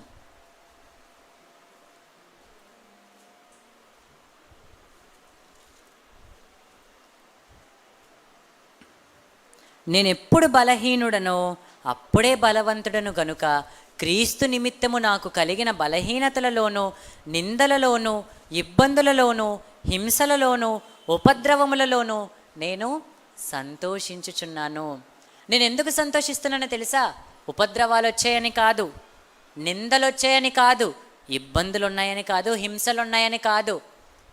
ఇవన్నీ నాకు ఉన్నాయంటే కారణం ఏంటి? నా దేవుడు ఎప్పటికైనా నాకు చెయ్యందిస్తాడు కనుక, వీటన్నిటి మధ్యలో నుంచి నన్ను కాపాడుతాడు కనుక నేను ఏం చేయాలి? ఇప్పుడు సంతోషించాలి, అంతే కదా. ఎవరికీ లేని గొప్ప ధైర్యం, ఎవరికీ లేని గొప్ప రక్షణ నా ఒక్కడికే ఉంది. కష్టాలు వస్తే మనుషులు చూసి చూడనట్టు వెళ్ళిపోతారు, ఏదైనా ఇబ్బందులు కలిగితే చూసి చూడనట్టు వెళ్ళిపోతారు. కానీ దేవుడే సహాయకుడై నిలబడితే అది సంతోషం కాదా? అది ఆనందం కాదా? అలాంటి సంతోషం, ఆనందం కొరకైనా మనము శ్రమలు అనుభవించడం తప్ప చెప్పండి? కనుక వీటన్నిటిని కూడా మీ హృదయములందు భద్రపరుచుకొని ఎప్పుడు కూడా సమస్యలతో సతమతమైపోయి దేవుని నుంచి, విశ్వాసం నుంచి వెనకడుగు వేయకుండా దేవుని కొరకు మీరందరూ కూడా ఉన్నతంగా నిలబడాలి. మీరందరూ దేవుని కొరకు నిలబడాలి.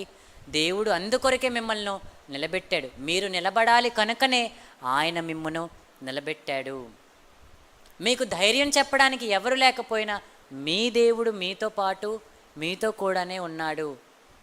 సమస్యలతో సతమతమవుతున్న, సమస్యల మధ్య పెరిగిన, సమస్యల చుట్టూ నివసించిన, నీవారే నిన్ను ద్వేషించిన, నీ వారికే నువ్వు అసహ్యమైనా సరే, వారి మధ్య నుంచి దేవుడు నిన్ను తీసుకుని వచ్చి ఒక ఉన్నతమైనటువంటి స్థానంలో కూర్చోబెడతారు. యోసేపు గారు తన వారికే తాను చేదైపోయాడు, తన సోదరులకు, అవునా కదా.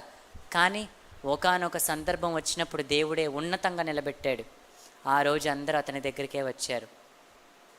అలాగే మోషే గారి యొక్క సందర్భం కూడా ఆలోచిస్తే, మోషే గారు అన్ని కష్టాలలో ఉన్నప్పటికీ కూడా ఆ ఫరో కోటలోనే పెంచబడ్డాడు.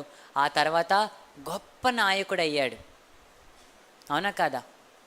అలాగే మీరందరూ కూడా గొప్ప గొప్ప నాయకులుగా, నాయకురాళ్ళుగా మారాలి కనుక, అలాంటి బాధ్యతలు మీ మీద ఉన్నాయి కనుక, క్రైస్తవులు అంటేనే గొప్ప బాధ్యతలో ఉన్నటువంటి వారు. ఎందుకు? మీరందరూ ఎవరు? రాజులు. మీరందరూ ఎవరు? రాజులు. అంటే ఏ రాజులకైనా సరే ఇలాంటి సమస్యలు ఖచ్చితంగా వస్తాయి. పాత నిబంధన కాలంలో రాజులకు సమస్యలు రాగానే ఎవరి దగ్గరికి వెళ్ళారు? దేవుని దగ్గరికే వెళ్ళారు. దేవుని మీద ధైర్యంగా ఉంటూనే యుద్ధానికి వెళ్ళారు, అవునా కదా. దేవుని మీద భారం వేసి యుద్ధానికి వెళ్ళారు. అలాగే మీరందరూ కూడా దేవుని మీద భారం వేసి, దేవుని యందలి ధైర్యంగా ఉండి మీ విశ్వాస జీవితాన్ని కొనసాగిస్తూ మీరందరూ కూడా ఉన్నతంగా నిలబడాలని మనస్ఫూర్తిగా కోరుకుంటూ ఈ నా మాటలను ముగిస్తున్నాను.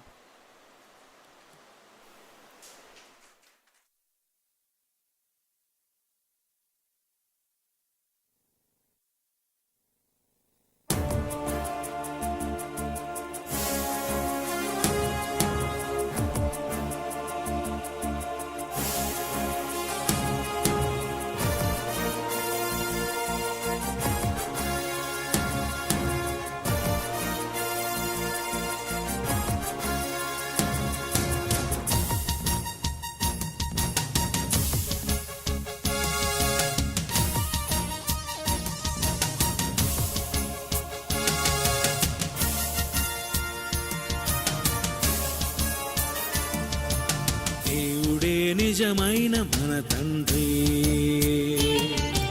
దేవుడే నిజమైన మన తండ్రి. పరలోకమే నా దేశం, పరలోకమే నా దేశం. మన పౌరస్థితి పరలోకమందే ఉన్నది, నాకెప్పుడు జ్ఞాపకంలో ఉన్నది, నాకెప్పుడు జ్ఞాపకంలో ఉన్నది. మాకందరికి తెలుసు, మీకందరికి తెలుసా? మాకందరికి తెలుసు, మీకందరికి తెలుసా? ఒక్కడే అతనొక్కడే, దైవాన్ని తెలిపినదొక్కడే. ఒక్కడే అతనొక్కడే, కాలానికేశక పురుషుడే. దేవుడే నిజమైన మన తండ్రి, దేవుడే నిజమైన మన తండ్రి.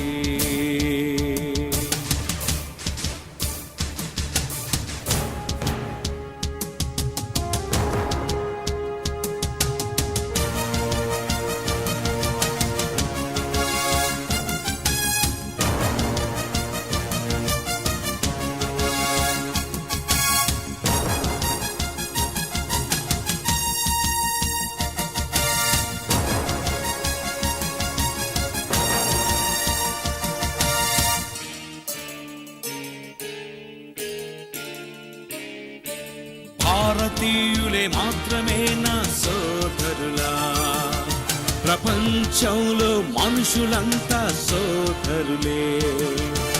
భారతీయులే మాత్రమే నా సోదరులా, ప్రపంచంలో మనుషులంతా సోదరులే. అందరూ మన అన్నలే, అందరూ మన తమ్ములే, అందరూ మన అక్కలే, అందరూ మన చెల్లిలే. అది తెలుసుకొని జీవించాలి, అది తెలుసుకొని ప్రేమించాలి.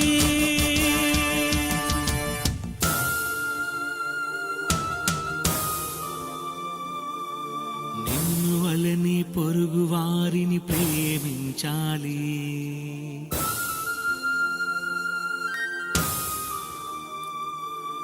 నిన్ను వలని పొరుగు వారిని ప్రేమించాలి. నీ శత్రువైన ప్రేమించి నువ్వు మార్చాలి.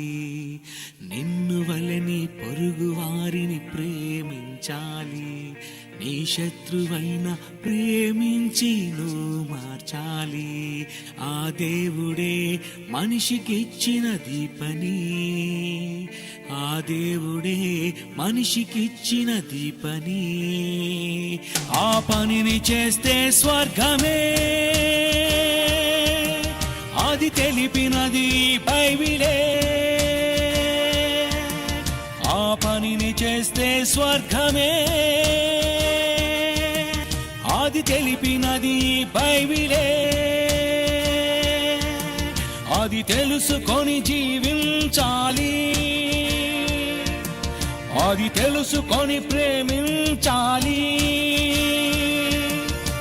మనుషులందరికీ తండ్రి ఒక్కడే, ఈ మనుషులందరికీ తండ్రి దేవుడే. ఒక్కడే అతనొక్కడే, ఒక్కడే అతనొక్కడే, ఒక్కడే అతనొక్కడే, దైవాన్ని తెలిపినదొక్కడే.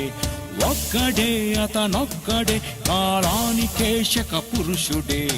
దేవుడే నిజమైన మన తండ్రి, దేవుడే నిజమైన మన తండ్రి.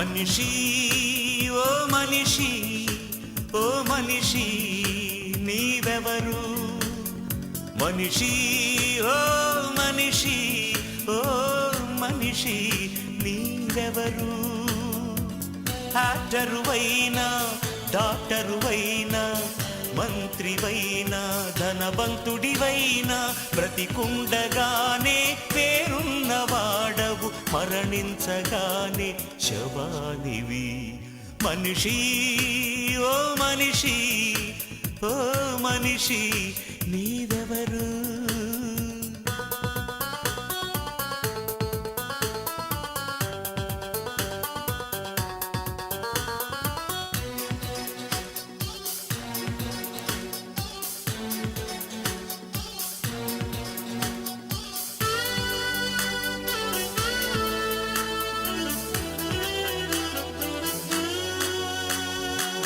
మనిషి పుట్టింది ఒకని నుండే మరణమొచ్చింది ఆ ఒకని నుండే మనిషి పుట్టింది ఒకని నుండే మరణమొచ్చింది ఆ ఒకని నుండే మనుషులంతా ఒక్కడే అందరి దేవుడు ఒక్కడే మనుషులంతా ఒక్కడే అందరి దేవుడు ఒక్కడే యాక్టరువైనా డాక్టరువైనా మంత్రివైనా ధనవంతుడివైనా బ్రతికుండగానే పేరున్నవాడవు మరణించగానే శవానివి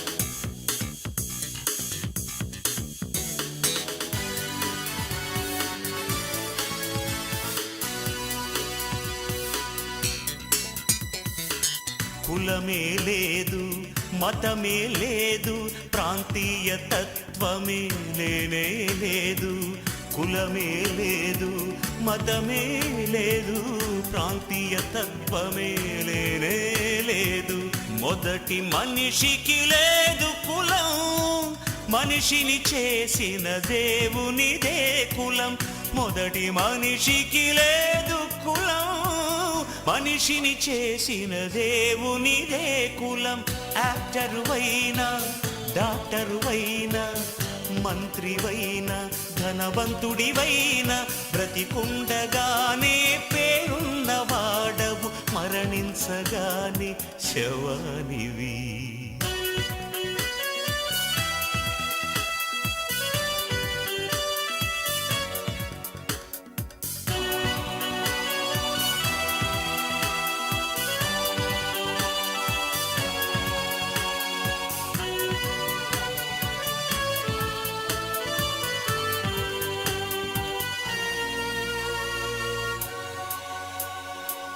మనిషికి పుడితే మనుష్య కుమారుడు రాజుకు పుడితే రాజకుమారుడు మనిషికి పుడితే మనుష్య కుమారుడు రాజుకు పుడితే రాజకుమారుడు దేవునికి పుడితే దైవ కుమారుడు మనుషులంతా దైవ కుమారులే మనిషి ఓ మనిషి ఓ మనిషి నీవెవరు మనిషి ఓ మనిషి ఓ మనిషి నీవెవరు యాక్టరువైనా డాక్టరువైనా మంత్రివైనా ధనవంతుడివైనా బ్రతికుండగానే పేరున్నవాడవు మరణించగానే శవానివి మనిషి ఓ మనిషి ఓ మనిషి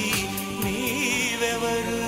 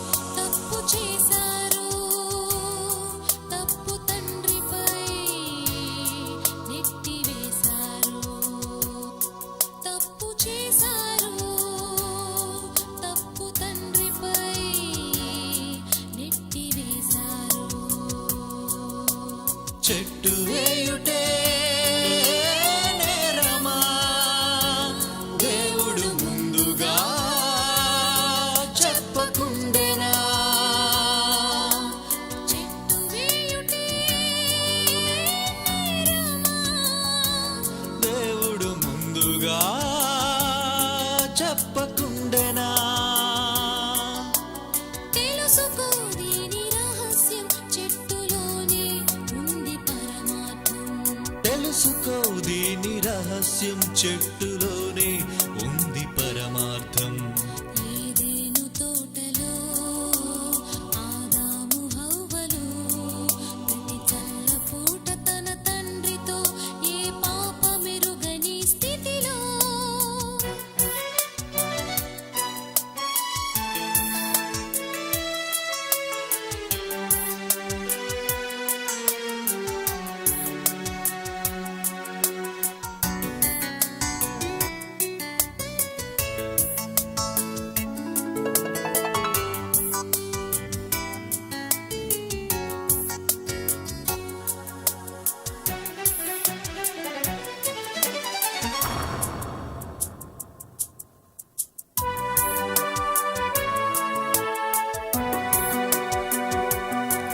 చెడు చేయడానికి అవకాశముండి చెడు చేయని వాడు గొప్పవాడా.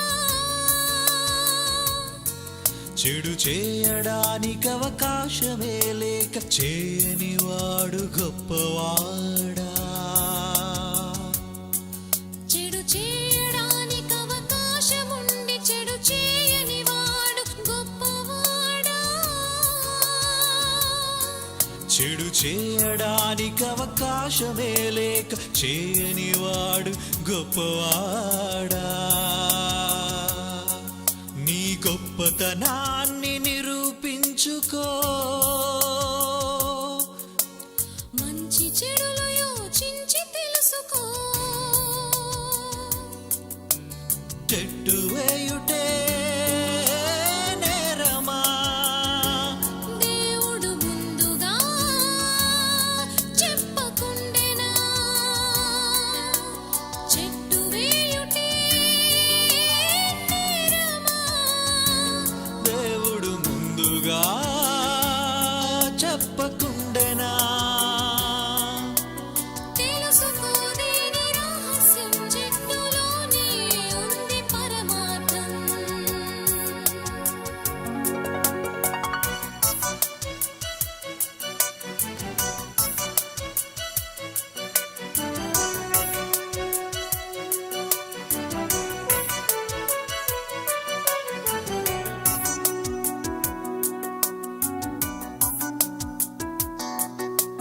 మంచివాడవని నిరూపించుటకు పరీక్ష ఉండాలి.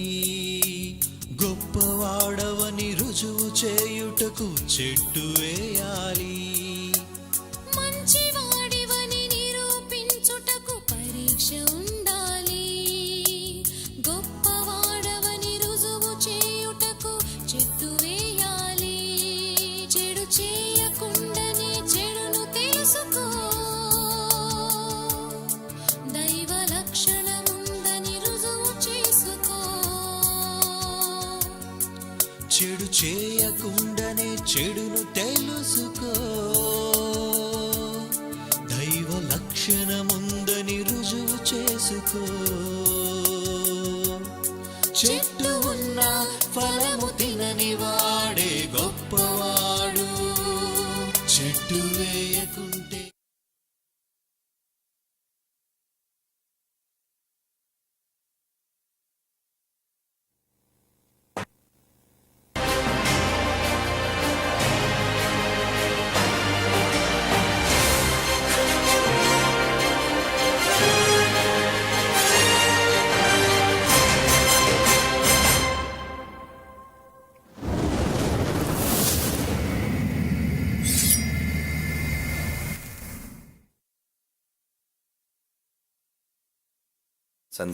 సందేశాత్మక సమాధానాలని బైబిల్ ప్రశ్నోత్తరాల సమయానికి ఎదురు చూస్తున్న దేవుని పిల్లలని మీ అందరికీ కూడా క్రీస్తు నామములో శుభాభివందనాలు. మరి ఈ వారంలో మన ముందుకు వచ్చిన ప్రశ్నల్లోనికి వెళదాం. మొదటి ప్రశ్నను తెర మీద చదువుకుందాం. మొదటి ప్రశ్న, పేరు అరిక, వయస్సు 26, సీదిగూడ గ్రామం, సీతంపేట, మన్యం జిల్లా. ప్రశ్న, సామెతలు గ్రంథం 18:22 ప్రకారంగా భార్య దొరికిన వానికి మేలు దొరికెను, అట్టివాడు యెహోవా వలన అనుగ్రహం పొందినవాడు అని ఉంది. భార్య దొరికితే మేలు ఎలా కలుగుతుంది? చాలామంది పురుషులు 2-3 చేసుకుంటున్నారు కదా, మరి వారికి మరింత మేలును దొరికినట్లా? చాలామంది భార్య దొరికినందున మరెందుకు చింతిస్తున్నారు? ఇంతకు ఎలాంటి మేలు కలుగుతుంది? చాలామంది ఈ ప్రశ్నకు సమాధానం తెలుసుకోవాలని ఆతృతగా ఎదురు చూస్తున్నారు. దయించి దీని గురించి క్లుప్తంగా వివరించగలరని ఆశపడుతున్నాను అన్నయ్య. దేవుడు సామెతల గ్రంథంలో అన్నమాట చదువుకుందాం. 18వ అధ్యాయం 22వ వచనంలో ఏమని రాయించాడు? భార్య దొరికిన వానికి మేలు దొరికెను, అట్టివాడు యెహోవా వలన అనుగ్రహము పొందినవాడు. అంటే భార్య ఎందుకు ఇవ్వబడింది అన్నది దేవుని ప్రణాళిక. అంటే ప్రారంభంలో మనం చదువుకున్న సాటి అయిన సహాయం. దేనికి సాటి అయిన సహాయం?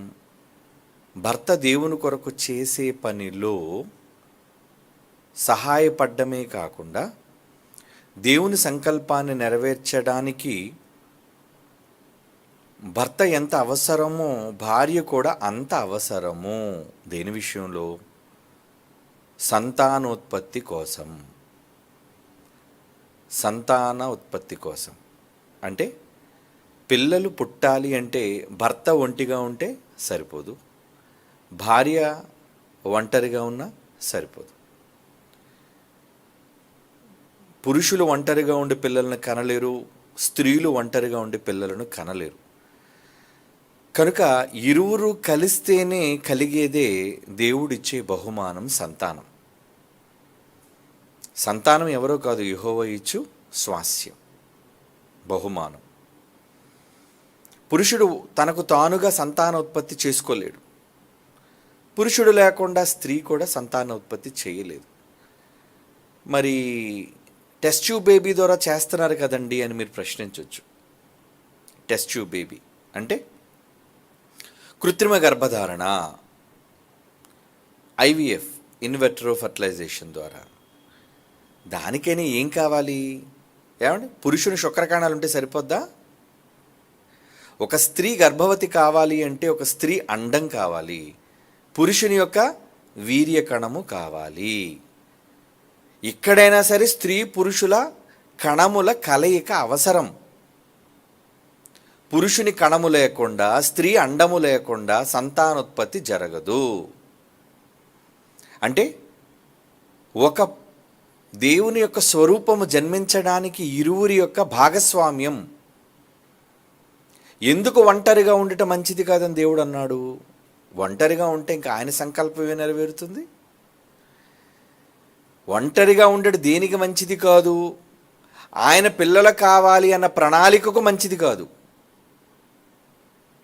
ఆదాము ఒంటరిగా ఉన్నాడు అనుకోండి, ఏదైనా తోటను సేద్యపరుచుకొని, పక్షులకి జంతువులకి పేర్లు పెట్టుకొని, దానివల్ల దేవుని సంకల్పం ఎలా నెరవేరుతుంది? కనుక అనేక మంది పిల్లలు క్రీస్తు ద్వారా కావాలి అన్న దేవుని ప్రణాళిక నెరవేరాలి అంటే సాటి అయిన సమవుజ్జి అని అర్థం. పురుషుడు ఎంత ప్రధానమైన పాత్ర, స్త్రీ కూడా అంతే ప్రధానమైన పాత్ర. స్త్రీకి వేరుగా పురుషుడు లేడు, పురుషుడికి వేరుగా స్త్రీ కూడా లేదు. ఇద్దరూ దేవుని సంకల్పంలో సమాన వారసులు. దేనిలో? పిల్లలను ఉత్పత్తి చేయటంలో. అది కనుక భార్య దొరికిన వానికి మేలు దొరుకును అంటే దేనికన్నాడు? మరలా చదువుతాం మాట 18:22లో. భార్య దొరికిన వానికి మేలు దొరికెను, అటివాడు యెహోవా వలన అనుగ్రహం. ఏంటి అనుగ్రహం? స్వాస్యం, గర్భఫలం. యెహోవా అనుగ్రహించు స్వాస్యం. అనుగ్రహం అని ఉందో లేదో చూడండి అక్కడ. 127 కీర్తన పిల్లల గురించి వ్రాయబడింది కదా మాట. 127వ కీర్తన 3వ వచనం, కుమారులు యెహోవా అనుగ్రహించు స్వాస్థ్యము. అనుగ్రహం అంటున్నాడు చూడండి. అనుగ్రహించు అంటే దేవుని అనుగ్రహం వలన పిల్లలు పుడతారు అని. అంటే పిల్లలు పుట్టాలి అంటే దేవుడు అనుగ్రహం కావాలి. మరి అనుగ్రహం కావాలంటే నేను పెళ్లి చేసుకోకుండా ఒంటరిగా ఉంటానని పురుషుడన్నా ఆయన అనుగ్రహం దొరకదు, స్త్రీ ఉన్నా వివాహం కాకుండా ఆయన అనుగ్రహం దొరకదు. ఇరువురికి అనుగ్రహం దొరకాలంటే ఇరువురు ఒంటరిగా ఉండటం కంటే జంటగా ఉండటం వలన మేలు. ఎవరికి మేలు? యెహోవా అనుగ్రహం దొరకాలి అంటే మీరిద్దరూ కలవాలి కదా. కనుక ఏం మేలు జరుగుతుంది? ఇద్దరు కలయిక వల్ల ఈరోజు దేవునికి ఒరిగే మేలేంటి? మీకే మేలు జరుగుతుంది అనేది కాదు అక్కడ. ఏమండి, మాకు వారసుడు లేకుండా మేము ఉండిపోతామేమోనండి, కనుక మా కొడుకో కూతురో పుడితే ఆస్తికి వారసుడు అవుతారు, అదే మేలు కాదు. లేదంటే మేము వృద్ధులుగా అయిపోయిన తర్వాత మాకు కాస్త అన్నం పెట్టడానికి మాకు పిల్లలు కావాలి, అదే మేలు. శరీర సంబంధమైన లోక సంబంధమైన మేలుల కోసం దేవుడు ఇక్కడ చెప్పటం లేదు. మేలు మంచి అంటే ఏంటంటే దేవునికి జరిగే మేలేంటి? నీకు భార్య దొరికింది అంటే నీకు ఒక మేలు, ఆయన అనుగ్రహం నీకు పొందుతావు. ఆ అనుగ్రహంలో ఏమిస్తాడు ఆయన? పిల్లలు. మరి ఆ పిల్లల్ని ఎవరి కోసం పెంచాలి? ఇరువురు కలిసి. పిల్లల బాధ్యత తండ్రిది ఎంతో తల్లిది కూడా అంతే. ఏమండి, ఈరోజు చాలామంది పిల్లల్ని కనేసి తండ్రులు పట్టించుకోకుండా పోతుంటారు. నిజమండి, పిల్లల్ని కనేస్తారు కానీ గొడవలు వచ్చి భార్యాభర్తలు దూరంగా ఉంటారు. నువ్వు కన్న తర్వాత నీ కుమారుని మీద, నీ కుమార్తె మీద, నీ సంతానం మీద ఏది నీకు శ్రద్ధ?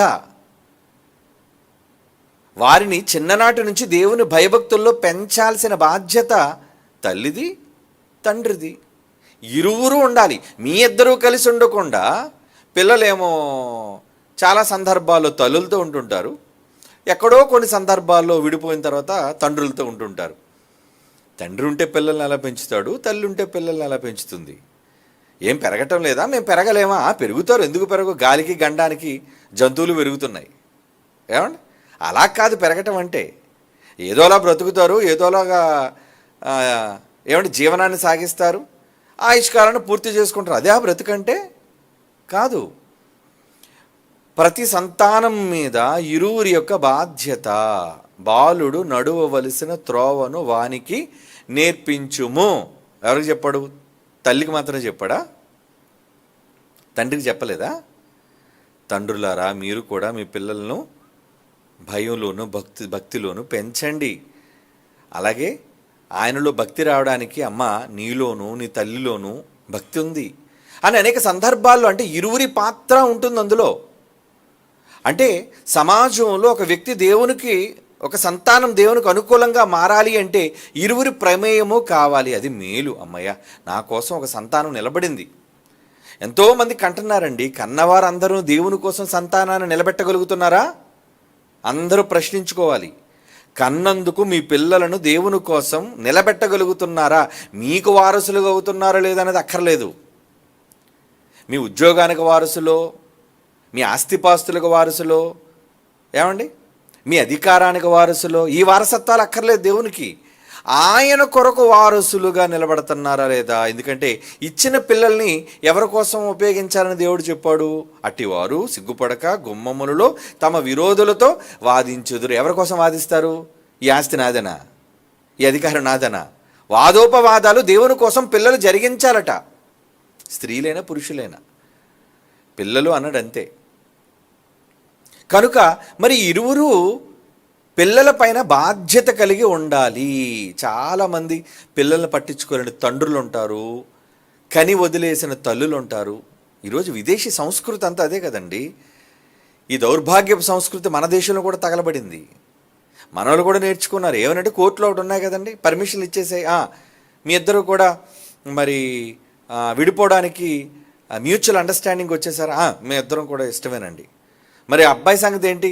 అబ్బాయికైనా ఖర్చు మేము ఇస్తామండి, ఆవిడ ఉంచుకుంటుందో ఉంచుకోమనండి, లేదంటే నాకు ఇచ్చేస్తే వాళ్ళు ఇచ్చిమ్మనండి. బాధ్యత లేదా? అసలు ఎందుకు ఇచ్చాడు పిల్లల్ని? మీ ఇద్దరు ఒక కుటుంబంగా ఉండి ఆ కుటుంబంలో ఉత్పత్తి అయ్యే సంతానాన్ని ఆయన కోసం పెంచాలి అన్నది బాధ్యత. ఏ తల్లిదండ్రులు పిల్లల విషయంలో శ్రద్ధ లేకపోయినా దేవుడు వారిని నిలదీస్తాడు. ఇది నేరం, జాగ్రత్త. మా ఆయన మరి కలిసి ఉంటామండి కానీ మరి మా ఆయన భక్తుడు కాదండి అంటే అది అప్పుడు తల్లి మీద పూర్తి బాధ్యత పడుతుంది భక్తిలో పెంచడంలో. మరి పెళ్లి చేసుకున్నాను కానీ మా ఆవిడ దేవుడిని నమ్మదండి, నేను ఒక్కడే నమ్మానండి, లవ్ మ్యారేజ్ అండి మాదంటే అప్పుడు తండ్రిగా పూర్తి బాధ్యతలు నీవే. వాళ్ళ భవిష్యత్తు, దేవుని కొరకు వాళ్ళు బ్రతికే భవిష్యత్తు. చూసారు ఎంత తలపోటు ఉందో. ఇవన్నీ విన్న తర్వాత ఈ తలపోట్లు అంటూ ఉన్నాయి కాబట్టి అందుకే అన్నారు, అమ్మ బాబు పెళ్లి చేసుకోకుండా ఉన్నట్టు మేలు, ఇన్ని బాధ్యతలు ఉంటే ఎలా అండి? అవును, మరి వివాహం అంటే ఏంటి? బాధ్యత. భార్య మీద బాధ్యత, పుట్టిన పిల్లల మీద బాధ్యత, వాళ్ళు దేవుని కొరకు బ్రతికే వాళ్ళ బ్రతుకు మీద బాధ్యత. లోకం అనుకున్నావా ఏంటి? ఏదో పర్లేదండి, ఏదో డబ్బులు ఇచ్చేస్తాం. విదేశాల సంస్కృతి అంతా ఏంటి తెలుసా అండి? భార్య మరొకటి చేసుకుంటుంది, భర్త మరొకటి చేసుకుంటారు, పిల్లలు హాస్టల్లో పడేస్తారు, ఆ పిల్లలు కొంత డబ్బు డిపాజిట్ చేసేస్తారు విదేశాల్లో. అంటే వాడు బ్రతుకు తెరువు కోసం. అయిపోయిందా? అంటే వాడికి తల్లి భయం లేదు, తండ్రి భయం లేదు. ఎలా ఉంటారు వాళ్ళు? ఎలా పెరుగుతారు వాళ్ళు? దారుణంగా పెరుగుతారు. కనుక ఇంకా మేలేం జరుగుతుంది? దేవుడికి జరిగే మేలేంటి? ఈ సమాజానికి జరిగే మేలేంటి? అందుకే దేవుని భయంలోనూ ఇటు తల్లిదండ్రుల భయం లేకపోవటం వల్ల పిల్లలు ఎలా మారిపోయారు సమాజంలో ఈరోజు? చిన్ననాడే స్మోకింగ్, చిన్ననాడే డ్రగ్స్, చిన్ననాడే అన్ని అలవాట్లు, భక్తిహీనత, భయం లేనితనం, తిరుగుబాటు అందరి మీద. కారణం ఇరువురు ఉండాలి, ఇరువురి బాధ్యత లేదు. ఏం కండానికి ఇద్దరి బాధ్యత 50-50 అన్నప్పుడు పెంచడానికి? చూడమ్మాయి, నేను ఏదో కనీసం మొత్తం అంతా బాధ్యత నీదే, భార్య నువ్వు చూసుకో, నాకు సంబంధం లేదు అనడానికి వీల్లేదు. తండ్రులతో ఏం చెప్పాడు? నీ కుమారులు లేచినప్పుడు, పడుకున్నప్పుడు, త్రోవను నడుచున్నప్పుడు అన్నాడా? ఎవరికి అప్పచెప్పాడు? తండ్రులకు అప్పచెప్పాడు బాధ్యత. అవునా? తల్లితో ఏం చెప్పాడు? గృహ పరిపాలన నీదే. గృహ పరిపాలన అంటే పప్పులు ఉన్నాయా లేదా, బియ్యం ఉందా లేదా, అది కాదు పరిపాలన, పిల్లల పరిపాలన. కనుక ఈ పిల్లల పెంపకం అనేది ఇద్దరికి కూడా సమానంగా పంచుకోవాలి. ఎందుకంటే ఇద్దరికి సమాన బాధ్యతలు ఉన్నాయి. ఇద్దరి వల్లనే సాటి అయిన సహాయంగా ఇరువురు కలిసి కన్నారు. ఇద్దరూ కలిసే కదని కన్నారు. మరి ఇద్దరూ కలిసి కన్నప్పుడు ఈయన మీద బాధ్యత ఎవరికి ఉంటుంది? ఇద్దరికీ ఉంటుంది. నాకు లేదని భర్త తప్పించుకున్న తప్పే, నాకు లేదు తీరిపోయిందని భార్య తప్పించుకున్న తప్పే. దేవుని దృష్టిలో లోకం ఎలాగుందో వదిలేండి, చెడిపోయింది లోకం అంతా కూడా. కాబట్టి భార్య దొరికిన వారికి మేలు ఎలా కలుగుతుంది అంటే దేవుని కొరకు పెంచే భయభక్తులు కలిగిన దేవుని యొక్క సంకల్పంలోని వారసులుగా పెంచడమే మేలంటే. ఏమంటే ఒక భార్యకి ఇన్నుంటే ఇంకా ఇతను అడుగుతున్నాడు మళ్ళా 3-4 భార్యలు చేసుకున్నాడు, ఇంకేంటి నరకానికి పోతారు. ఎందుకంటే దేవుడు అంగీకరించలేదు కదా, బహుభార్యత్వాన్ని అంగీకరించాడేంటి? అంగీకరించలేదు. ఆయన ఒకరికే కన్నందుకే నువ్వు తిన్నంగా ఉంచలేదు, ఈ పిల్లల్ని నువ్వు తిన్నంగా చూసుకోలేదు. అంతేగాని కుక్క పిల్లల్ని పెట్టినట్టు నువ్వు ప్రతి వాళ్ళని పెళ్లి చేసుకొని అందరికీ పిల్లల్ని కనెత్తుంటే ఏమైపోతారు వాళ్ళు? ఎంతమంది రండి నువ్వు చూసుకుంటావు? సంతానం ఎక్కువైపోతే ఎంతమంది రండి చూసుకుంటావు? పెంచడం కోసం మన దేశం ఉంది ఏమని, 2 వద్దు 1 ముద్దని. దేనికి? పెంచడంలో బాధ్యతలు కదండి. ఒకరుంటే 2 చక్కగా చూసుకోవచ్చండి. 10 మంది సంతానం అయితే 10 మంది ఏడుస్తుంటారు, 10 మంది బట్టలు కావాలంటారు, 10 మంది చదువులు అంటారు, 10 మంది పెళ్ళిళ్ళు అంటారు, 10 మంది రోగాలు అంటారు. ఇంకొకటి కాదు, పిల్లలు పుట్టారు అంటే అన్ని బాధ్యతలే. మరి ఆ బాధ్యతలు సమానంగా పంచుకోవాలి. త్రాసు లాంటి వాళ్ళు మీరు, భార్య భర్త ఇద్దరు త్రాసు, బ్యాలెన్స్డ్గా ఉండాలి. ఎటుపక్క తూగిపోయినా ఆ కుటుంబం నాశనం అయిపోయినట్టే. మాకేంట్లో పర్లేదు, దేవుని సేవ చేసేస్తున్నామండి, నా భార్య దగ్గర లేకపోయినా పర్లేదు, నా భర్త దగ్గర లేకపోయినా పర్లేదు, నేను మాత్రం గొప్ప భక్తిలో పెరుగుతున్నాను అని పనికిరాని మాటలు చెప్పకండి. దేవుడికి లెక్క అప్పచెప్పుకోవాలి మీరు. మీ కుటుంబంతో సాన్నిహిత్యం లేకపోతే, మీ కుటుంబంతో సమాధానం లేకపోతే సహోదరులతోనే సమాధాన పడమన్నాడు. మరి ఒక్కటిగా ఉన్న ఏకదేహం విడిపోవడమే తప్పు. ఏమండి? మరి గయ్యాళ్ళని చేసేసుకున్నానంటే, చేసుకున్నట్టు గయ్యాళ్ళని పడు, వదిలేయడానికి లేదు. ఆ బుద్ధి నువ్వు చేసుకోక తాళి కట్టక ముందు ఉండాలి. ఏమంటే గుడ్లు పెట్టక ముందు ఉండాలి ఆ బుద్ధి. ప్రారంభంలో చూసేసి అగో గొప్ప అందంగా ఉంది, తెల్లగా ఉంది, అబ్బో హీరోయిన్లా ఉంది, మా కులపగత్తే, ఏమండి డబ్బులు తెచ్చిపెట్టిందనో ఏదో మా ఊరోళ్ళు చెప్పారనో ఇలాంటి పనికి మాలిన ఆలోచనలతో ముందు మెడలో తాళి కట్టేసి ఆ తర్వాత అబ్బబ్బబ్బ గయ్యాలండి అంటే ఈ పప్పులు ఉడకవు దేవుని దగ్గర. నేనేదో ఉడబడి చేస్తాను దేవుని కోసం గొప్ప పని చేసేస్తాను, నువ్వేదో బిల్డప్ ఇచ్చినంత మాత్రాన దేవుడు అంగీకరిస్తాడు అనుకున్నావేమో. ముందు సమాధానపడు, నీ సోదరునితో సమాధానపడు, అప్పుడు నువ్వు అనుకున్నది నాకు ఇవ్వన్నాడు. ఏది సోదరుని దగ్గర అప్లై అవుద్ది అనుకున్నారా? భార్యాభర్తల దగ్గర అప్లై అవుదా? మనుష్యుడు విడదీయకూడదు అని చెప్పాడంటే ఏంటి అక్కడ అర్థం? సమాధాన పడ్డం ఏంటి? అరే వదలకూడదు, ఎప్పుడు నువ్వు వదలడానికి వీల్లేదు, అంతే, వీళ్ళిద్దరికీ కూడా బేడీలు వేసేయంటారా అన్నాడు దేవుడు. అప్పుడప్పుడు చూడండి, ఖైదీల్ని కోర్టులకు తీసుకొచ్చినప్పుడు ఇద్దరు ఖైదీలు కలిపి ఒకే బేడీ వేస్తారు. ఎక్కడికి పారిపోవడానికి లేదు, ఇద్దరు కలిసే ఉండాలి. పెళ్ళంటే బేడీ వేసాడు అన్నప్పుడు మీ ఇద్దరికీని. మరి ఈ బేడీ ఎక్కడ, ఆ బేడీ ఎక్కడ ఉంటుంది అంటే ఏంటి? ఈ బేడీలు దూరం దూరంగా ఎందుకున్నాయి? కేడీలు కాబట్టి, మర్చిపోకండి. ఈ బేడీలు దూరం దూరంగా ఎందుకున్నాయి? కేడీలు. ఏమండి మీ భార్యతో కలరా? అదో ఓకే, బీ కేర్ఫుల్, జాగ్రత్త. తర్వాత ప్రశ్న,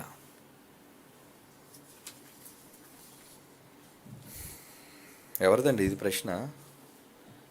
ఇంత పెద్దది ఉంది, పేరేంటి? అన్నయ్య వందనాలు, నా పేరు వాణి, గుంటూరు నుంచి. అన్నయ్య, మా వారు నేను బైబిల్ గురించి డిస్కస్ చేసుకుంటుంటే ఆయన ఒక ప్రశ్న అడిగారు. ఆదికాండం 25:22లో రెబ్కా తన గర్భమందు పిల్లలు పెనుగులాడుతున్న సందర్భంలో దేవదూత వచ్చి పెద్దవాడు చిన్నవానికి దాసుడగునని చెబుతాడు. అలా దేవదూత ముందే చెప్పటం వలన రెబ్కా చిన్నవాడైన యాకోబుని ఎక్కువ ప్రేమించి పార్షియాలిటీ చూపించింది. అందుకే ఇస్సాకు చివరి క్షణంలో మారువేషం వేయించి యోసేపు ప్లేస్లో యాకోబుని పంపించింది. సో పార్షియాలిటీ ముందు నుంచే ఉండటం వలన యాషావు చెడ్డవాడు అయ్యాడు. తన జ్యేష్ఠత్వాన్ని కోల్పోవటం వలన సొంత తల్లి అలా పార్షియాలిటీ చూపడం వలన అతడు మంచి కొడుకులా ఉండలేకపోయాడు అని అన్నారు మా హస్బెండ్. నాకు తెలిసిన దానిలో చెప్పడానికి ట్రై చేశానని ఆయన కన్విన్స్ అవ్వలేదు. దేవుడు ఎందుకు రెబ్కాకి ముందుగానే పిల్లల భవిష్యత్తు చెప్పాల్సి వచ్చింది? అలాగే అబ్రహాము గారికి మొదటి సంతానం ఇష్మాయేల్ అని కూడా ఇస్సాకు ఎందుకు జ్యేష్ఠ కుమారుడు అయ్యాడు? ఇష్మాయేల్ గురించి ఆ తర్వాత బైబిల్లో పెద్దగా చెప్పబడలేదు. ఎందుకు ఇలా దేవుడు వ్యత్యాసం చూపిస్తున్నారు? దేవుడు దృష్టికి అందరూ సమానంగా ఉండాలి కదా, అంటే జ్యేష్ఠ కుమారుడికి దక్కవలసిన అతనికి దక్కాలి కదా. ఇవి ఆయన ప్రశ్నలనే. అనుభవం కలిగిన మీ ద్వారా వీటికి చక్కటి సమాధానాన్ని వినాలని కోరుకుంటున్నాను. అమ్మా వాణి, దేవుడు భవిష్యత్తు చెప్పటం వలన వాళ్ళ బ్రతుకులు అలా మారవు, కానీ వాళ్ళ బ్రతుకులు అలా ఉంటాయని భవిష్యత్తు తెలిసినవాడు కనుక దేవుడు ముందుగా రాశాడు, చెప్పాడు. చెప్పడంలో తప్పే ఉంది? ముందు చెప్పడం ఏమైనా చెడా? ముందు చెప్పడం చెడా? కాదు. ఎందుకు చెడు అవుతుంది? సిగరెట్ ప్యాకెట్ మీద smoking is injurious to health అని అంటుంది. అప్పుడు ఏంటి, ఎవడో పుట్టుకతోని సిగరెట్ వేసుకు పుట్టాడు కదా నోట్లోని, అవునా? పుట్టుకతో ఎవడో కైనీ ప్యాకెట్తోని జర్దాలతోని రారు కదా. మరి కైనీ ప్యాకెట్ల మీద జర్దా ప్యాకెట్ల మీద ఏముంటాయి బొమ్మలు? ఏముంటాయి చెప్పండి? ముందే ఇస్తారు వార్నింగ్. అది చిన్నగా ఉండేది ఒకప్పుడు వార్నింగ్, ఇప్పుడు పెద్ద బొమ్మ, క్యాన్సర్ బొమ్మ వేస్తాడు, ఇంత పెద్ద గడ్డ. Smoking is injurious to health. అరే తాగితే చస్తావురా, చచ్చిపోతావురా, ఇలాంటి వాడడం వల్ల క్యాన్సర్ వచ్చి పోతావురా ముందే. అంటే ముందు చెప్పడం మంచిది కాదా? చెప్పండి. లేదంటే ముందు చెప్పకూడదండి, ముందు చెప్పడం వల్ల వీడు చెడిపోయాడని అంటారు. అదేంటది? ముందు చెప్పడం వల్ల చెడిపోవడం ఏంటి? ముందు చెప్పడం అనేది మంచికి చెప్తారు ఏదైనా తెలిస్తే. ఎందుకంటే చాలామంది అనుభవాలు ఉన్నాయి. ఏంటో అనుభవాలు? సిగరెట్లు బాగా తాగితే ఒరే ఊపిరితిత్తులు చెడిపోతాయిరా, మందు బాగా తాగితే లివర్ పోతుందిరా, ఏమండి, ఈ భయంకరమైనవన్నీ తింటారు ఒంటి నిండా జబ్బులు వస్తాయిరా, క్యాన్సర్లు, తొందరగా చచ్చిపోతావురా అని ఎన్నో సాక్ష్యాధారాలు, కొన్ని లక్షల కోట్లు ఉన్నాయి ప్రపంచంలో. కనుక ముందు చెప్తుంది గవర్నమెంట్. దాన్ని తయారు చేసేవాడు బొమ్మ వేసి చెప్తున్నాడు. చెప్పకూడదా? ముందు చెప్పునందుకు జాగ్రత్త పడాలి, అవునండి? ముందు చెప్పడం వల్ల జాగ్రత్త పడాలి కదా. ఎక్కడో సైక్లోన్ ఫామ్ అవుద్దండి, బంగాళాఖాతంలో 400 కిలోమీటర్ల దూరంలో ఉంటుందండి. కానీ ఇప్పుడే మనకి వాతావరణం క్లైమేట్ వాళ్ళు ఏమిస్తారు? హెచ్చరికలు జారీ చేస్తారు. ఏమని? విజయవాడ 5వ నెంబర్ ప్రమాద హెచ్చరిక, విశాఖపట్నం 1వ నెంబర్ ప్రమాద హెచ్చరిక. ఎందుకు మీకు చెప్తున్నారు? వార్తల్లో ఎందుకు చెప్తున్నారు? ఈ మధ్యన ఎండలు ఉంటాయని ముందే మొబైల్లో కూడా ఎస్ఎంఎస్లు వస్తున్నాయి. మీకు కూడా వచ్చుంటాయి కదండి. రేపు తీవ్రమైన ఎండలు ఉన్న కారణంగా చల్లటి మజ్జిగ, తలకు టోపీ పెట్టుకోండి. రేపు భయంకరమైన ఉరుములు, వడగాల్పులు వచ్చిన కారణంగా మీరంతా జాగ్రత్తగా ఇంట్లో ఉండండి. వార్నింగ్, హెచ్చరిక. ఎందుకంటే భవిష్యత్తు తెలుసు. త్వరలో ఇక్కడ తుఫాను కేంద్రీకృతమైంది కాబట్టి అది ఇటుపక్క కదిలితే ఇగో ఈ కోస్తా ప్రాంతం అంతటికీ ఇబ్బంది, ఈ ఉత్తర కోస్తాకి ఇబ్బంది, ఈ దక్షిణ కోస్తాకి ఇబ్బంది. వాళ్ళు అంచనా వేసి చెబుతారు. మీరు ఇలా వార్తల్లో చెప్పడం వల్ల మా ఇళ్ళన్నీ మునిగిపోయానని మీరు అంటారు. అదేంటది తప్పు కదా. హెచ్చరిక చేయటం అనేది మంచిది. దేవుడు కూడా భవిష్యత్తు చూశాడు. ఎవరిది? ఆ ఇష్మాయేలు భవిష్యత్తు చూశాడు. ఆడు ఎలా కనబడ్డాడు? అడవిగాడిదిలా కనబడ్డాడు. దేవుడు ఎవరి తలరాత రాయుడు. నువ్వు ఎలా బ్రతుకుతావో ఆయనకు తెలుసు. అది ముందు చెప్పాడు. పోను ముందు చెప్పినందుకైనా నువ్వేమనుకోవాలి? ఒరే నన్ను అడవి గాడిదని దేవుడు అన్నాడు, అసలు నేను ఎందుకు అడవి గాడిదలా బ్రతకాలి? నేను మంచి గాడిదలా బ్రతుకుతానని అనుకోవాలి కదా ఈ గాడిద. ఏమండి? వాళ్ళ అమ్మ చెప్పుండాలి, రే నువ్వు అడవి గాడిదలాగా ఉంటావట్రా, అందరి చేతులు నీకు విరోధంగా ఉంటాడు చెప్పాడు కదా దేవుడు. ఇష్మాయేలు కోసం చెప్పాడు. అందరి చేతులు వీడికి విరోధంగా ఉంటే వీడు అందరికీ విరోధంగా ఉంటాడని చెప్పినప్పుడు అమ్మ చెప్పుంటుంది, రే నీ కోసం దేవుడు ఇలాగ అన్నాడురా, మరి నీటి బొగ్గను పుట్టించాడు, నిన్ను ప్రేమించి ఇంత చేశాడు, మరి ఈ మాట చెప్పాడురా, నువ్వు బాగుండాలిరా బిడ్డ, నేను కూడా నేను బాగా పెంచుతాను రా అనుకుందా. అడవి గాడిదని కానీ ఈవిడేమవుతుంది? అరేబియా గుర్రం లాంటిది. ఏమండి?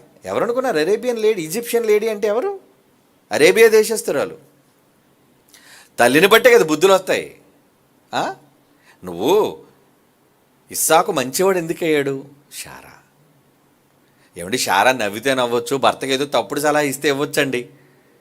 కానీ భక్తిపర్రాలు యజమాని అని పిలిచిందట. ఈరోజు భర్తలు ఏమయ్యా పేరు పెట్టి ఏరా అని పిలిచేవాళ్ళు కూడా ఉన్నారు. ఏం చేస్తాం మరి? అలాగైపోయారు భార్యలు. అమ్మాయిని పిలిస్తే పలకదు. ఏం పనిలో ఉందో తెలీదా? ఎందుకు మాటపడికి పిలుస్తావు? ఈరోజు చూసారు భార్యలు యజమానులు ఎలా గౌరవిస్తున్నారు. కుటుంబ వ్యవస్థ దిగజారిపోయిందండి, బొత్తిగా నాశనం అండి, సర్వనాశనం. ఈ దౌర్భాగ్యపు ఈ వెస్ట్రన్ కల్చర్ రావటం, ఈ సినిమా రంగం రావటం, అందులో ఉన్నది వీళ్ళంతా ఆచరించటం, అందులో ఏం చేస్తే వాళ్ళు నటిస్తారు, వీళ్ళు జీవిస్తారు అంతే. ఇవన్నీ జరగటం వల్ల ఏమైపోతుంది? భర్త అంటే గౌరవం లేదు, భార్య అంటే ఎలా చూసుకోవాలో గౌరవం లేదు. ఒకప్పుడు అన్నీ నా చిన్నప్పుడు కుటుంబ కథా చిత్రాలండి, అన్నీ నీ బ్లాక్ అండ్ వైట్ అయినా ఎవరివైనా కుటుంబ కథా చిత్రాలు. అంటే అయ్యో అత్తకి కోడలికి మధ్యన ఎన్ని గొడవలు జరిగినా, అమ్మ మీదంతా ఒకటే కుటుంబం అమ్మ, అత్త ఒక ఇంటి కోడలే కదా అని ఒకరోజు చక్కటి సందేశం. అత్త కూడా కోడలే కదా, మరి నువ్వు కోడలుగా ఒకప్పుడు ఉన్నదానివి ఇప్పుడు అత్త అయిపోయేసరికి ఎందుకు నీ కోడలు హింసిస్తున్నావు? ఎందుకు? నువ్వు కూడా రేపొద్దు నీ కొడుకు పెద్ద అయితే నువ్వు కూడా ఒక అత్తమవుతావు. అప్పుడు నీ కోడలు ఏం చేస్తుంది నిన్ను? కనుక నువ్వు ప్రేమగా నీ కోడలను చూసుకుంటే నీ వచ్చే కోడలు కూడా నిన్ను ప్రేమగా చూసుకుంటుంది. నువ్వు మంచి చేస్తారు కదా, నువ్వే కొలతతో కొలుస్తావో అదే కొలత నీకు కొలవబడును అని దేవుడు చెప్పాడు. అలాంటప్పుడు ఆ గుణాలు నువ్వు మంచిగా బ్రతికితే, భక్తిగా బ్రతికితే అవే గుణాలు నీ పిల్లలకు సంక్రమిస్తాయి. కొంతమంది తల్లులు చూడండి, ఎందుకంటే బైబిల్ అండి, ఇది బైబిల్ DNA అంటారు దాన్ని. తిమోతి విషయంలో అంటాడు, నాయనా తిమోతి నీలో భక్తి ఎందుకు వచ్చిందయ్యా తెలుసా? ఆ విశ్వాసము నీలో నీ నమ్మకం ఉందే దేవుడి మీద భక్తి. పౌలు గారు తిమోతికి పత్రికలు రాస్తూ ఆ భక్తి ఉంది కదా నాయన, ఆ భక్తి మొదట మీ తల్లి అయినా నీ అవ్వైన లోయలో మీ మా అమ్మ ఉందే, మీ అమ్మమ్మ అయిన లోయలోనూ నీ తల్లి ఉందే యునీకేలో ఉంది, అది నీ యందు సహా వసించుచున్నవయ్యా. 2 తిమోతి 1:5 అంటాడండి. అంటే తల్లిదండ్రుల నుంచి వచ్చే బుద్ధులు, తల్లిదండ్రుల నుంచి వచ్చే గుణాలు. చెట్టు మంచిదైతే కదండి విత్తనం మంచిది అవుతుంది, చెట్టు మంచిదైతే కదండి కాయ మంచిది అవుతుంది. కనుక ఈరోజు ఎలా ఉన్నారు వ్యవస్థలో చెప్పండి? నువ్వే దుర్మార్గంగా బ్రతుకుతుంటే, నువ్వే నీ కోడల్ని హింసిస్తుంటే ఆలోచించండి. కుటుంబాలన్నీ సర్వనాశనం అయిపోతుంటాయండి. కనుక ఆ రోజు ఇష్మాయేలుకున్న బుద్ధులు ఎక్కడి నుంచి వచ్చాయంటే, అయ్యో నా యజమానురాలు నా ఇంట్లో పని చేసుకుని పాచి మనిషిని నేను, అంతే కదా, గిన్నెలు తోముకునేది, ఇల్లు ఉడ్చేది, కళ్ళాపి జల్లేది, ఇలాంటి చేసేది తీసుకొచ్చి తన భర్తనే నా పక్కన పడుకోబెట్టి నా ద్వారా వారసురాలు కావాలనుకుంది ఆ తల్లి. అమ్మ నువ్వు ముసల్దానమైన చేతులెత్తి దండం పెట్టాలమ్మా, అమ్మగారు ఈరోజు నేను మీకు సవతనైనా మీరు ఎప్పుడు నాకు అమ్మగారేనమ్మా అని అంటే ఎంత బాగుందండి ఆ కాపురం.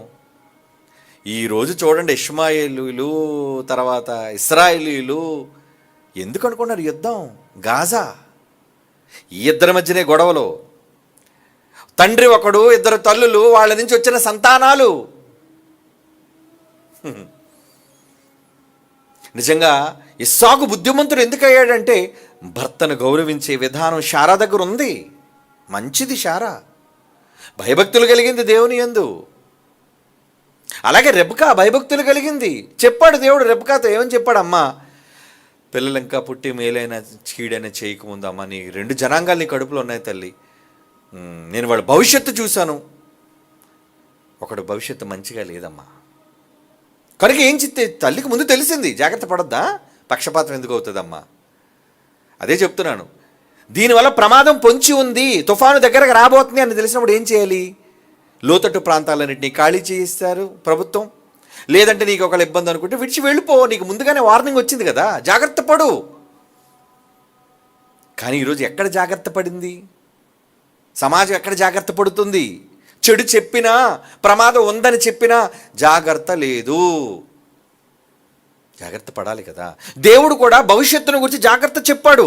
ఏమండి, ఇష్మాయేలు లాంటి వాడని తల్లికి జాగ్రత్త చెప్పినప్పుడైనా, దేవుడు నీకు నీటి బొగ్గ పుట్టించినప్పుడైనా, మహానుభావుడు అయ్యా నువ్వు, నిజంగా నా బిడ్డ కన్నీరుని చూచావు, నా దప్పికను తీర్చావు, నన్ను బతికించావయ్యా. మళ్ళీ తిరిగి పంపించాడండి ఇంటికి, శార దగ్గర పంపించాడండి. ఎంత మంచోడండి దేవుడు. ఇళ్ళ మన యజమానురాల దగ్గరికి వెళ్ళిపో అన్నాడు. మళ్ళా వెళ్ళిపోయి మళ్ళా గొడవ పెట్టుకుందండి, ఉండలేదు. దేవుడు న్యాయం చేద్దాం అనుకున్నా పౌరుషం కొంతమంది, నీతో ఉండాలేంటి, నేను బతకలేనా, నా కొడుకున్నాడు నాకు, తీసుకెళ్ళి ఏం చేసావు, ఎలా పెంచావు, ఎవరి భయంలో ఎవరి భక్తిలో పెంచావు. ఆ రోజు దేవుడు నీటి బొగ్గ పుట్టించకపోతే నువ్వు నీ కొడుకు చచ్చి ఉండేవాళ్ళు. కానీ ప్రేమ చూపించాడు అందరి పట్ల ఆయన. చూపించినందుకు, నీకు భవిష్యత్తు చెప్పినందుకు నువ్వు మంచిగా పెంచవా? అయితే వీడు చెడుగా ఉంటాడా? పోన్లే తండ్రి, ఏదో దయదలిచండి తండ్రి, వాడు బాగు చేయండి తండ్రి, వాడు భవిష్యత్తును బాగు చేయండి తండ్రి, వాడు భక్తిలో పెంచుతాను అని అందాయా? ఏమండి, హాగరందా? అందం. పోనీ వీళ్ళు పెద్ద అయిన తర్వాత రెబ్కా విషయంలో వాడు ఎలాంటి వాడు తర్వాత మాత్రం మారాడా? తర్వాత మారాడండి? లేదండి. ఎవరో బయట అన్ని స్త్రీలను తీసుకొని వచ్చి ఇద్దరు స్త్రీలు పెళ్లి చేసుకొని అత్తకి మామకి ఎంత, తల్లికి తండ్రికి ఎంత ఇబ్బంది పెట్టారండి ఆ కోడళ్ళు. ఎవరు? ఇష్మాయేలు సంతతి. ఇష్మాయేలు పెళ్లి చేసుకున్నాడు, 2 వచ్చారు తల్లులు, భార్యలు. వాళ్ళు అత్తమామలు చాలా హింస పెట్టారండి. అలాంటి వాడు అవిధేయుడు. కూర కోసం కక్కుర్తిపడి చేస్తా తప్ప తమ్ముడు అడిగాడు అనుకో, ఇచ్చేస్తావు నువ్వు? నీకు ఆ మాత్రం బుద్ధి లేదా? పెద్దోడు కదా, జ్ఞానం లేదా నీకు? అక్కడ ఏదోడు అమాయకుడు కళ్ళు మూసుకొని ఏదో చిన్నపిల్లడండి, ఏమీ తెలియక సంతకం పెట్టించారని అన్ని చెక్కులు సంతకం పెడుతున్న కింద ఈ చెక్కు కూడా సంతకం పెట్టించారన్నా, నేను నిన్నేం మోసం చేయలేదా? నువ్వు అమ్మేసుకున్న తర్వాత కదా, నువ్వు వద్దనుకున్న తర్వాతే తల్లి పని చేసింది. ఏమంటే ముందు కూర సందర్భం జరిగిందా, లేదంటే యాకోబును పంపించి ఆశీర్వాదాలు సందర్భం జరిగిందా? ముందు కూర సందర్భం జరిగింది బైబిల్లో. అక్కడేం అన్యాయం జరగలేదు. నువ్వు వదిలేసుకున్నావు, నీకు అక్కర్లేదన్నావు, మరి వీడు దక్కించుకోవాలి కదా. దేవుడు ఆల్రెడీ చెప్పాడు, నిజంగా చెప్పినట్టే జరుగుతుంది. నాయన వెళ్ళరా, దేవుడు చెప్పాడు రా, మీ అన్న కూరకు అమ్మేసుకున్నాడు రా. ఏమండి, వెళ్ళాడు, పోగొట్టుకున్నాడు. యాకోబు అయితే అన్ని దక్కించుకున్నాడు. నమ్మకస్తుడు యాకోబు. మీరు అనుకున్నారు యాకోబు మోసగాడని. నమ్మిన ఆడదాని కోసం 14 సంవత్సరాలు పాలేరుతనం చేశాడండి మామకి. ఎంత గొప్ప ప్రేమికుడు. అదే చెప్తాను ఇప్పుడు యాకోబు కోసం. యాకోబు ఏం చెడ్డోడు కాదు. మోసగాడంటే ఎవరో ఒకరిని ప్రేమించి వదిలేసి ఇంకొక దాన్ని కావాలనుకున్నాడు మోసగాడు. యాకోబు అనే పేరులో మోసం ఉందేమో.